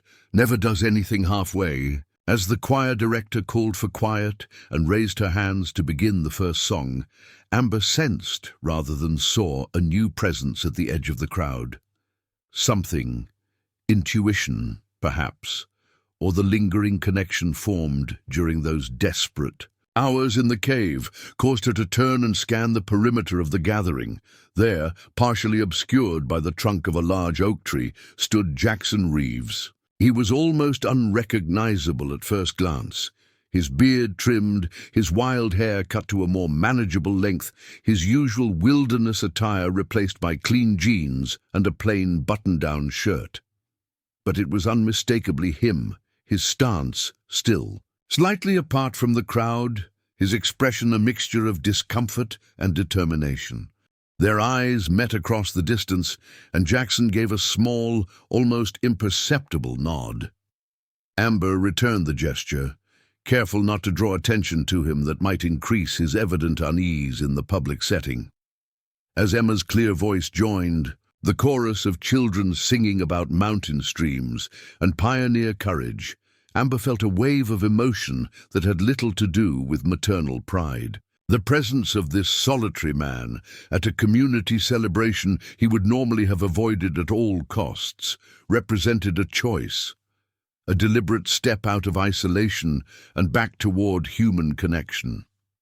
Whether it was Emma's innocent invitation, the official recognition of his tracking skills, or something deeper and more personal that had drawn him here, didn't matter. What mattered was that Jackson Reeves, after 7 years of self-imposed exile from humanity, had chosen to rejoin the world, if only for a brief afternoon. The choir finished their performance to enthusiastic applause, Emma beaming with pride. As she scanned the crowd for her mother's approval, Amber clapped loudly, then discreetly pointed toward the oak tree, mouthing, "Look who's here." Emma's expression transformed from satisfaction to pure joy as she spotted Jackson. Without waiting for her teacher's dismissal, she dashed from the stage and weaved through the crowd toward him, her special dress fluttering behind her. Watching her daughter throw her arms around the startled man's legs in an enthusiastic hug, Amber was struck by the perfect symmetry of the moment. A chance encounter in a blizzard had saved her life. Now, without intention or design, she and Emma might be helping to save his. Jackson looked up from the child, embracing him, to meet Amber's gaze once more. This time, something new flickered in his expression. Not just acknowledgement, but possibility. The faintest hint of a smile touched his lips as he carefully placed a hand on Emma's shoulder, accepting her welcome back to the world he had left behind. From across the town square, their eyes held a silent conversation, an understanding that Some tracks, once followed, lead to destinations neither traveler could have anticipated. And sometimes, those unexpected journeys bring us exactly where we need to be.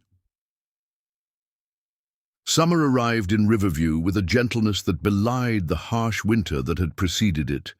Fields of wildflowers carpeted the lower mountain slopes, and the forests hummed with renewed life. For most residents, the devastating blizzard had become a fading memory, referenced occasionally in conversations about weather patterns or community resilience, but no longer dominating local consciousness.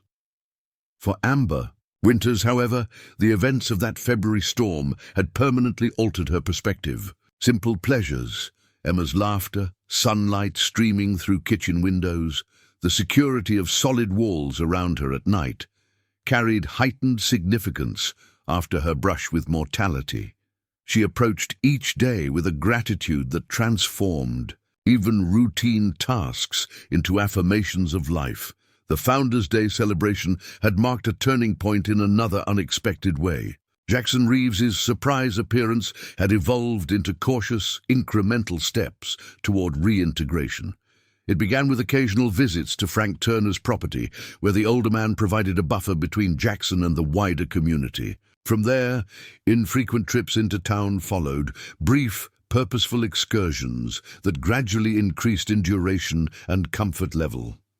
Each small victory was celebrated by those aware of Jackson's history, though few, besides Amber, Frank, and Officer Reynolds, understood the significance of seeing the mountain hermit, buying supplies at Anderson's general store, or stopping by the library for books on current wildlife conservation methods. 2 months after Founders' Day, Jackson received his first official assignment as a consultant to the county's newly formed Wilderness Tracking Unit. A teenage hiker had gone missing in the Cascade foothills, last seen heading toward Devil's Ridge, an area notorious for its confusing trail system and steep ravines. The call came through Frank's radio, the emergency dispatcher having established this as the most reliable method of reaching Jackson when needed. "We've got standard search teams covering the marked trails and common areas," explained Mike Collins, the rescue coordinator who had helped evacuate Amber months earlier. "But if this kid went off trail or got disoriented, we need someone who can pick up signs others might miss." Jackson's response was immediate. Within 30 minutes, he had gathered his tracking gear and arrived at the designated command post, a ranger station at the base of the trail where the teenager had last been seen. The transition from solitary mountain dweller to emergency resource happened with surprising fluidity, as if a dormant part of his identity had simply been waiting for activation. The search operation revealed a side of Jackson that few had glimpsed before, the professional he had been before isolation. His instructions to team members were clear and authoritative, his assessment of terrain and likely scenarios reflecting years of scientific training combined with intimate knowledge of the region. "He's not tracking a lost hiker," one volunteer remarked to another as they watched Jackson study barely visible disturbances in the forest floor. "He's reading the mountain like it's telling him a story." By nightfall, Jackson had identified a pattern of movement that contradicted the assumed direction of travel. The teenager, he explained, had likely been disoriented by a sudden fog bank common to the area in late afternoon, attempted to retrace his steps, and inadvertently followed a game trail leading away from the marked path. "He's moving northwest, not east," Jackson stated with certainty, pointing to what appeared to most observers as nothing more than undisturbed vegetation. "There's crushed moss here, a displaced stone there. Recent passage, someone his weight and height." Following Jackson's lead, the search team redirected their efforts. 3 hours later, they located the missing teenager, cold, hungry, and slightly injured from a fall, but very much alive, in exactly the location Jackson had predicted. The successful rescue operation made local headlines, solidifying Jackson's reputation and providing validation for the county's investment in specialized tracking resources. More significantly for Jackson himself, it represented a purposeful application of his skills, a way to engage with society that honored both his abilities and his need for limited interaction. News of the rescue reached Amber through hospital channels, where talk of the mountain man turned hero again circulated freely among staff. The story brought a smile to her face as she finished her shift and headed to pick up Emma from her summer day program. Their apartment welcomed her with the chaotic evidence of a child's active life. Crayons scattered across the kitchen table, books stacked in precarious towers by the couch, a half-completed craft project dominating the coffee table. Normalcy, precious in its ordinary messiness. Amber was preparing dinner when a knock at the door interrupted her rhythm. Opening it revealed Sarah, her expression unusually serious. "Everything okay?" Amber asked, wiping her hands on a dish towel as she stepped aside to let her sister enter. "Just had an interesting conversation with Frank Turner," Sarah replied, settling onto a kitchen chair while Emma greeted her with an enthusiastic hug. "He mentioned your mountain friend is looking for part-time work, something to supplement. Is consulting with the search and rescue team." Amber raised an eyebrow, surprised both by the information and her sister's involvement. "You know Frank Turner?" "Small town," Sarah reminded her with a shrug. "He comes into the bank where I work. Anyway, I mentioned that Riverview Elementary is looking for someone to lead their new outdoor education program this fall. 3 days a week, teaching kids about local ecology, wildlife habitats, and basic wilderness skills. Seems like it might be up his alley, given his background." The suggestion was both brilliant and slightly terrifying. Jackson Reeves, who had avoided human contact for 7 years, working with groups of energetic children. Yet there was logic to the idea. His knowledge was extensive, his manner straightforward in a way kids might respond to, and the outdoor setting would provide familiar comfort. "Did Frank think he'd be interested?" Amber asked, resuming her dinner. Preparations with deliberately casual movements that belied her sudden interest. Said he'd mention it, but thought it might carry more weight coming from someone Jackson actually talks to voluntarily. Sarah gave her sister a meaningful look. "Apparently that's a pretty short list." Later that evening, after Emma had been tucked into bed, Amber found herself contemplating Sarah's information. The thought of Jackson teaching, sharing his extensive knowledge rather than keeping it isolated, appealed to something fundamental in her understanding of healing. His gradual steps toward reconnection had been inspiring to witness, each small victory a testament to human resilience. Making a decision, she reached for her phone and scrolled to a number rarely used but carefully preserved. The emergency radio frequency that Frank had provided just in case after Jackson's first tentative visits to town. The message she transmitted was simple. "Information about a potential opportunity if you're interested. Coffee at Riverside Cafe tomorrow, 10 a.m. She hadn't expected an immediate response and wasn't disappointed when none came. Jackson's communication patterns remained unpredictable, sometimes immediate and direct, other times requiring days of processing before engagement.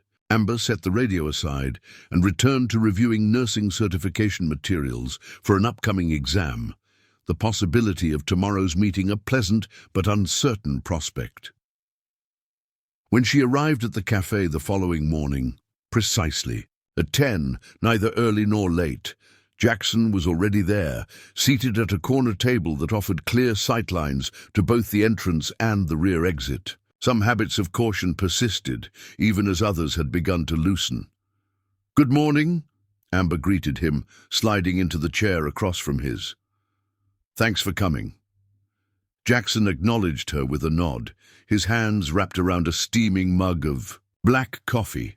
The public setting still triggered visible tension in his posture, but the fact that he had chosen to meet here, rather than on more isolated territory, represented progress. Sarah mentioned an opportunity, he said, bypassing small talk with characteristic directness, through Frank.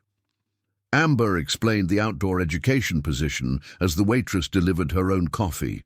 The program was new, designed to address growing concerns about children's disconnection from nature. 3 days weekly during the school year, working with rotating groups of elementary students in the natural area adjacent to the school grounds. They need someone with actual expertise, she concluded, not just enthusiasm for the outdoors, but real knowledge about ecosystems, wildlife behavior, conservation principles. Someone who can translate complex concepts for young minds. Jackson listened without interruption, his expression giving little away. When Amber finished, he remained silent for several moments, considering the proposition with the same careful attention he might give to unexpected tracks in the forest. Why teaching? He asked finally. Why children? The question revealed the heart of his hesitation, not the subject matter or the outdoor setting, but the intensive human interaction. Specifically with unpredictable, energetic youngsters, Amber chose her words carefully. Because they ask honest questions and accept honest answers. They don't have preconceived notions about how people should behave or what constitutes a normal life, and because sharing knowledge keeps it alive in ways that private expertise doesn't. Her answer seemed to resonate, prompting a slight shift in Jackson's posture, less defensive, more contemplative. He took a sip of coffee before asking his next question. The school administration would hire someone with my background, my gap in employment? The delicate reference to his years of isolation acknowledged the practical obstacles without dwelling on emotional aspects. Amber had anticipated this concern. Mike Collins, from Search and Rescue, has offered to provide a recommendation based on your consultant work, she explained, and Principal Martinez is more interested in knowledge and teaching ability than traditional credentials. There would be an interview, of course, and probably a demonstration lesson with a small group. Jackson fell silent again, weighing factors Amber could only guess at. The disruption to his carefully structured life, the energy required for sustained social interaction, the emotional exposure inherent in stepping back into a professional role after so long. I'll think about it, he said finally, neither accepting nor rejecting the possibility outright. Amber nodded, respecting the boundary of his decision-making process. The position opens for applications next week. No pressure either way. They finished their coffee with conversation that drifted to safer topics. The unusually warm summer, Emma's growing collection of animal books, the black bear that had recently been spotted near Frank's property. The ease of their interaction had developed gradually over months of brief encounters, evolving from the intensity of life and death circumstances to something more sustainable. As they prepared to leave the cafe, Jackson paused, seeming to wrestle with something unsaid. Emma mentioned a camping trip, he stated finally. Last time I saw her at Frank's. The reference caught Amber by surprise. Emma had indeed been talking about camping for weeks, enchanted by a classmate's stories of sleeping in tents and cooking over campfires. But she hadn't realized her daughter had shared these dreams with Jackson. She's never been, Amber confirmed. I don't have much experience myself, and the equipment is expensive. Jackson nodded, processing this information. I could help, he offered after a pause, the words coming with visible effort. Show you both, safe locations, basic skills, if you wanted. The offer represented a monumental step, not just social interaction, but initiated social interaction, voluntary sharing of knowledge and time. Amber felt its significance like a physical weight. We'd like that, she replied simply, matching his directness. Emma would be thrilled. 2 weeks later, a simple camping trip transformed into something far more meaningful than tents and campfires. Jackson had selected a location with meticulous care, a small clearing near a gentle stream, close enough to roads for safety but isolated enough to provide authentic wilderness experience. The site was on national forest land where he had obtained proper permits, legally distant from his private territory, but familiar from his years of exploration. Amber and Emma arrived mid-afternoon on Saturday, their car packed with borrowed gear and excessive snacks, Emma's contribution to the expedition planning. Jackson greeted them at the designated meeting point, his demeanor relaxed in the forest setting that had been his exclusive domain for so long. "This is going to be the best adventure ever," Emma declared as she bounded from the car, her enthusiasm undimmed by the hour-long drive from Riverview. The afternoon unfolded as a gentle education in wilderness basics, selecting an appropriate tent site, gathering safe drinking water, identifying edible plants that supplemented their packed supplies. Jackson's teaching style emerged naturally. Patient explanations paired with hands-on demonstration, his extensive knowledge distilled into digestible lessons appropriate for a child's understanding. Emma absorbed every word, her questions flowing endlessly as she shadowed Jackson's movements around the campsite. Her trust in him had been immediate and complete from their first meeting, unhampered by knowledge of his complicated history or adult concerns about social withdrawal.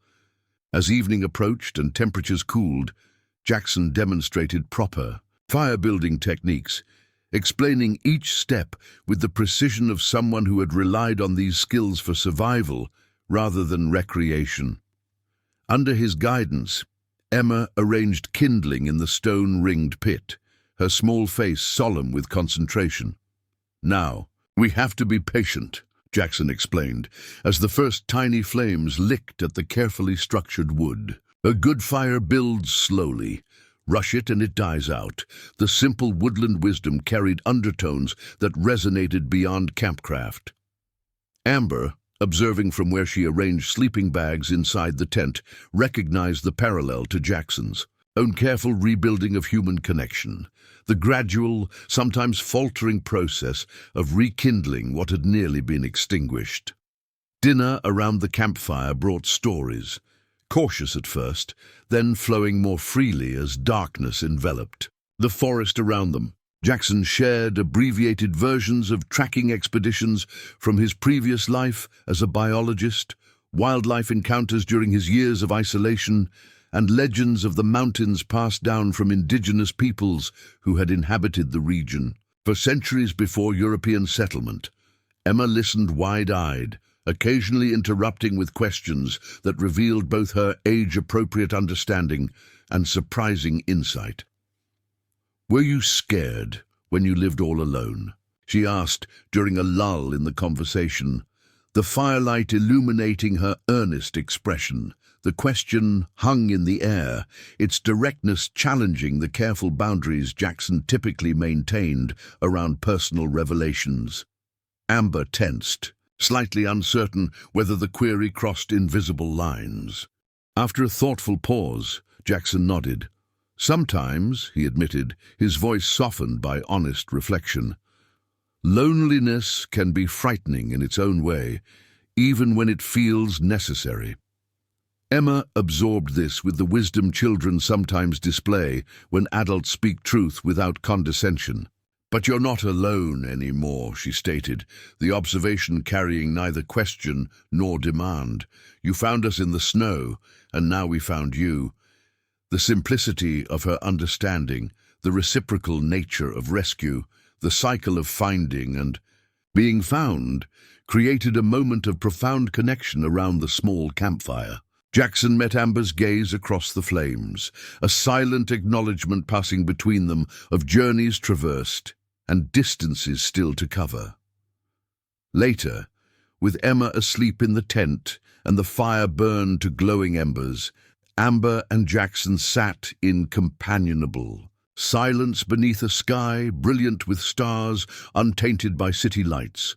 The forest breathed around them, nocturnal rustlings, the gentle gurgle of the nearby stream, the occasional distant call of a hunting owl.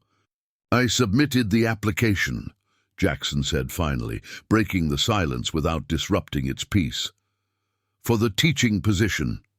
Amber turned to him, surprised by both the decision and its timing.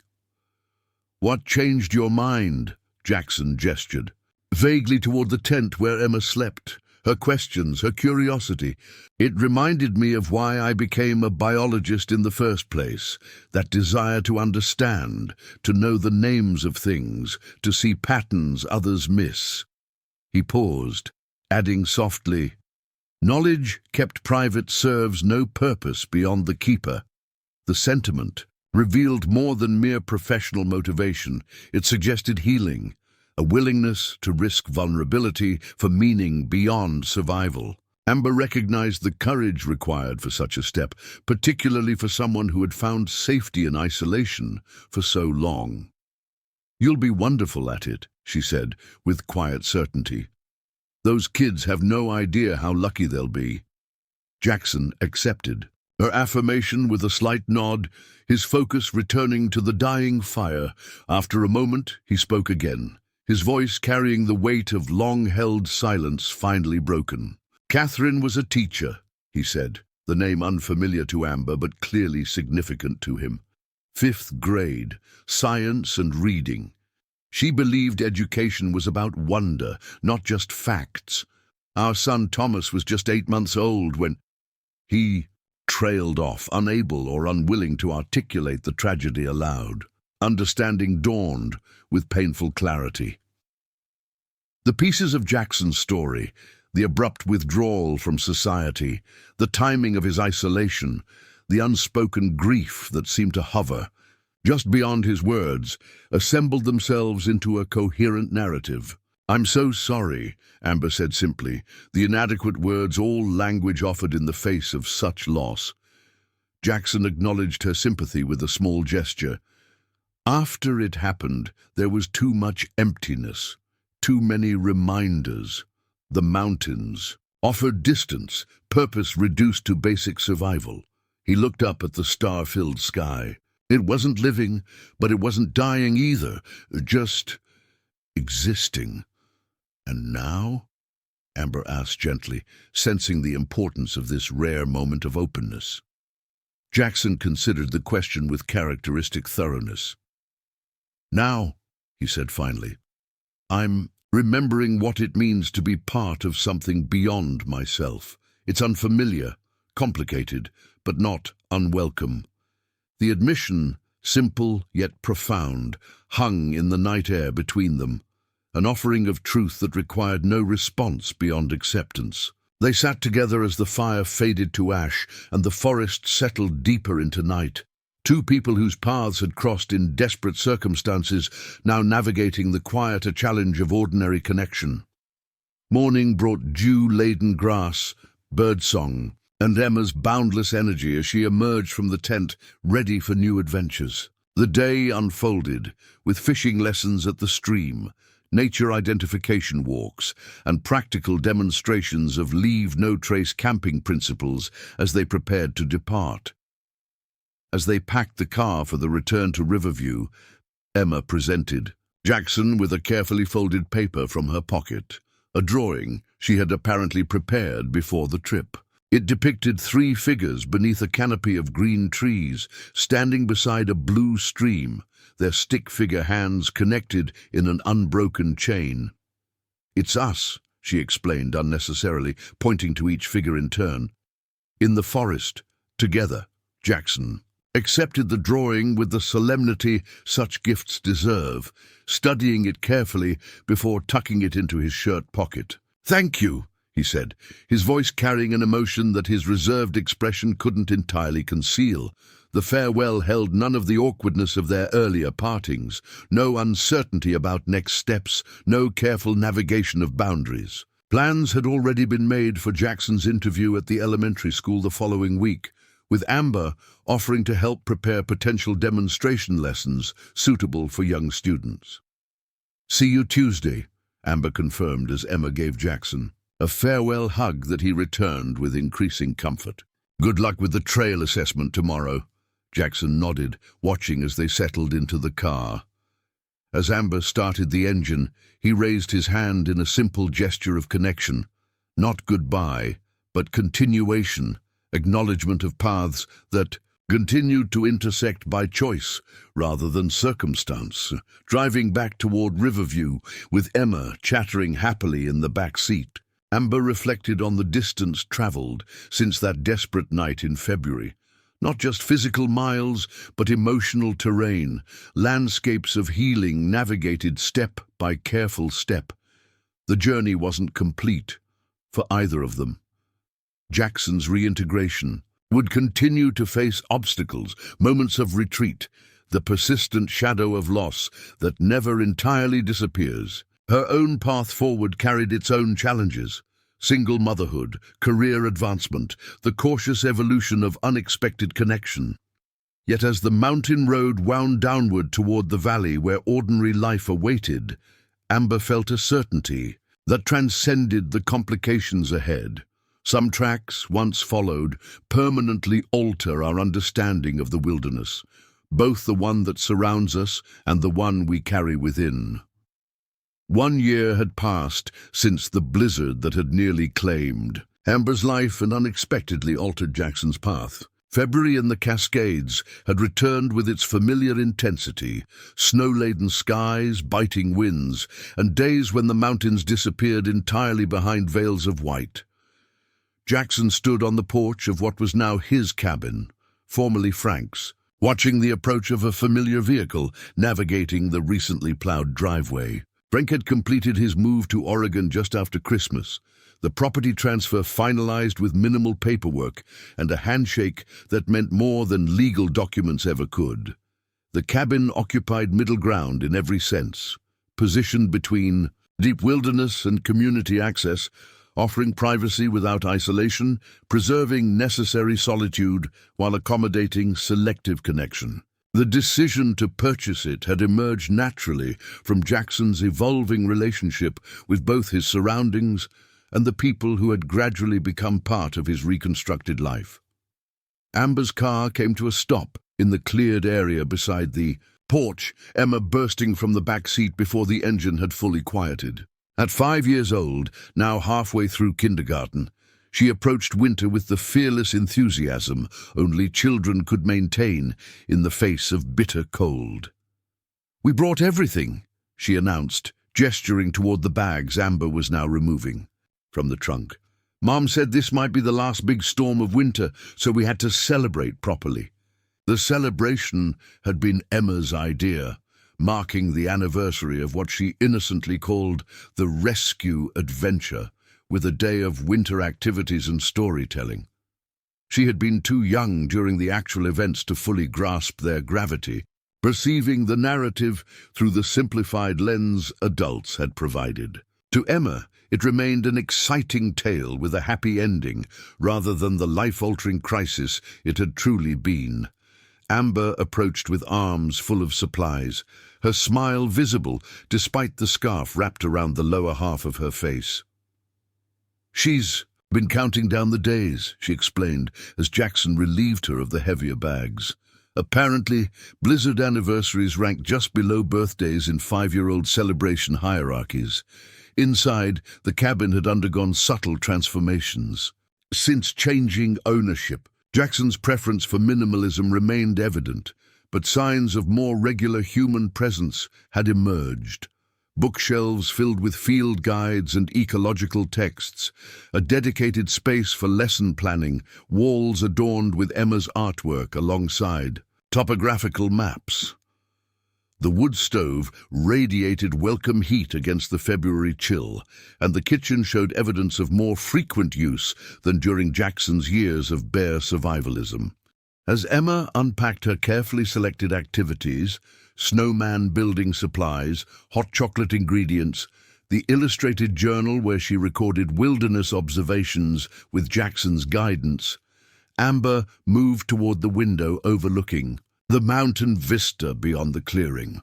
"Hard to believe it's been a year," she said quietly, her gaze fixed on the snow-covered slopes where she had once wandered lost and freezing. "Sometimes it feels like yesterday, and other times like a story that happened to someone else." Jackson joined her at the window, understanding both perspectives intimately. "The mountain holds memory differently than we do," he observed. Seasons change, snow falls and melts, new growth covers old paths, but underneath, everything that happened remains part of the landscape. The observation applied equally to human experience. The visible transformation of their lives over the past year layered atop unchangeable events that had shaped everything that followed.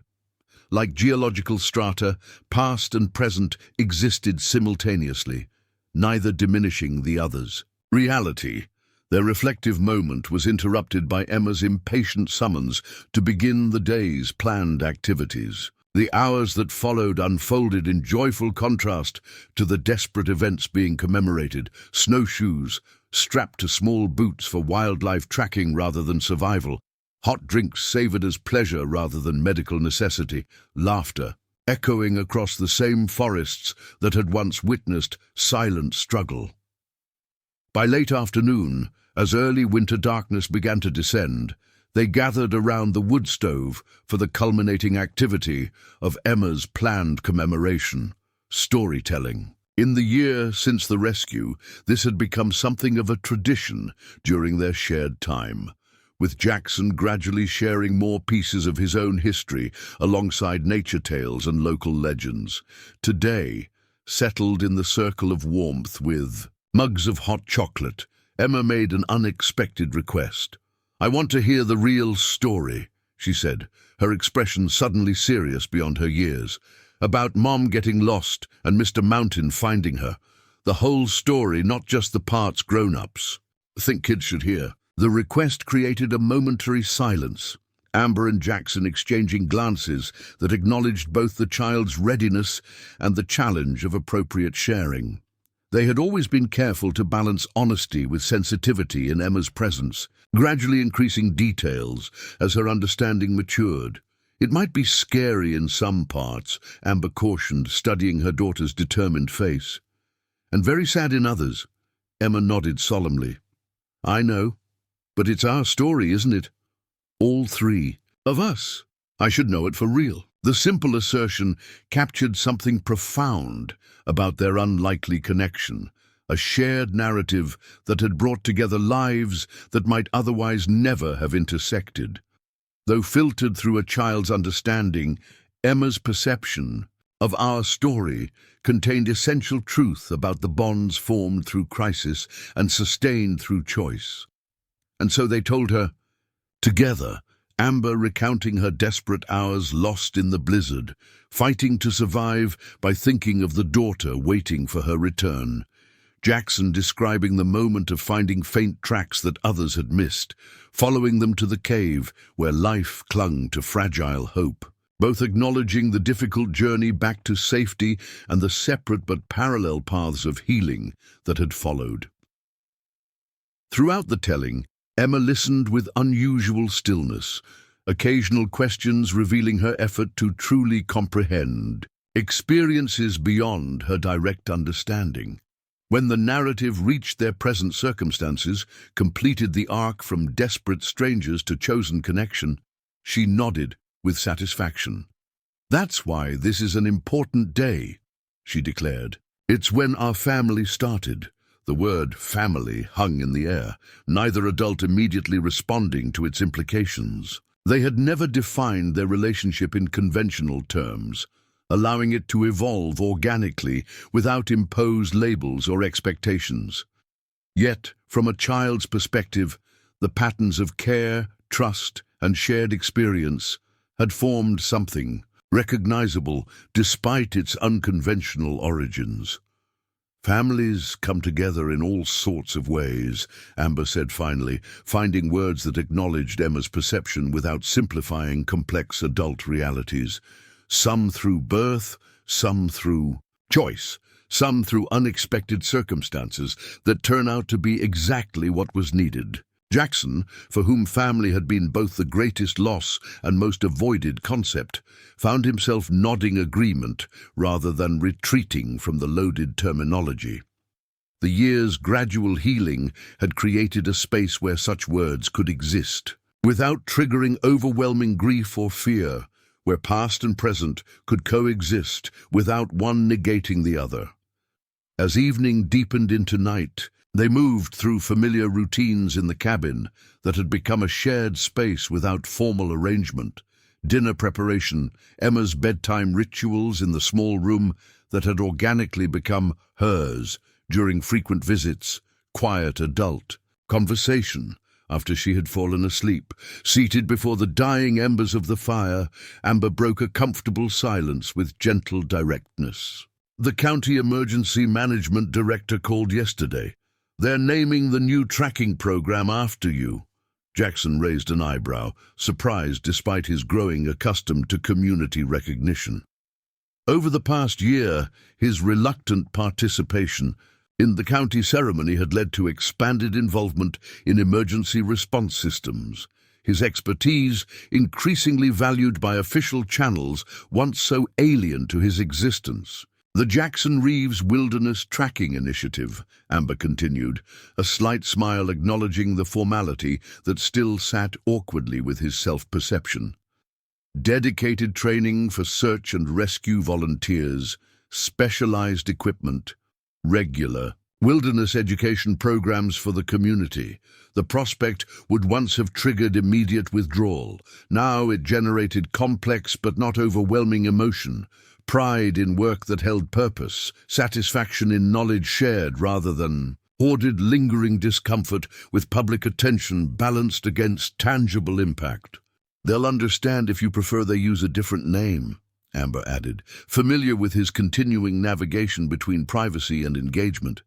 Jackson considered the option, weighing internal resistance against evolved perspective. "Names matter less than substance," he said finally. "If the program saves lives, they can call it whatever they want." The response reflected genuine shift, prioritizing practical outcome over personal comfort, community benefit over individual preference. Not complete transformation, but meaningful growth from the man who had once fled all human contact to preserve fragile emotional survival. Outside, snow had begun falling again, gentle flakes descending through darkness to blanket the clearing. In fresh white, their quiet pattern against the window created a hypnotic backdrop to contemplation, nature's reminder of both danger and beauty inherent in winter's embrace. "A year ago, I thought I might die in a storm like this," Amber said, softly, her gaze following the snow's descent. "Now it just looks peaceful." The observation captured their parallel journeys, her return from the brink of physical death, his gradual emergence from emotional entombment, both finding new relationship with environments once threatening. Not erasing trauma, but integrating it, allowing growth alongside acknowledgement. "The mountain always offers both," Jackson replied. "Danger and shelter, isolation and connection, ending and beginning, which we find depends partly on circumstance, partly on preparation, partly on who walks beside us." The philosophy had evolved.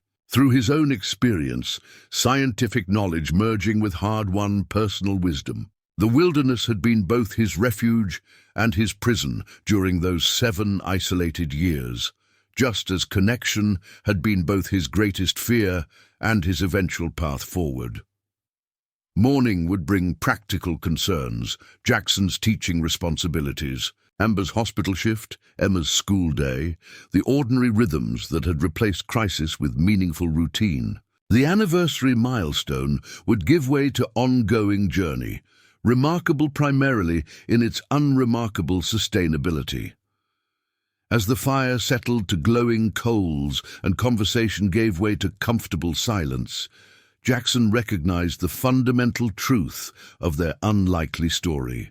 Some tracks, once discovered and followed through impossible conditions, lead not to dramatic destinations, but to quiet clearings where life continues.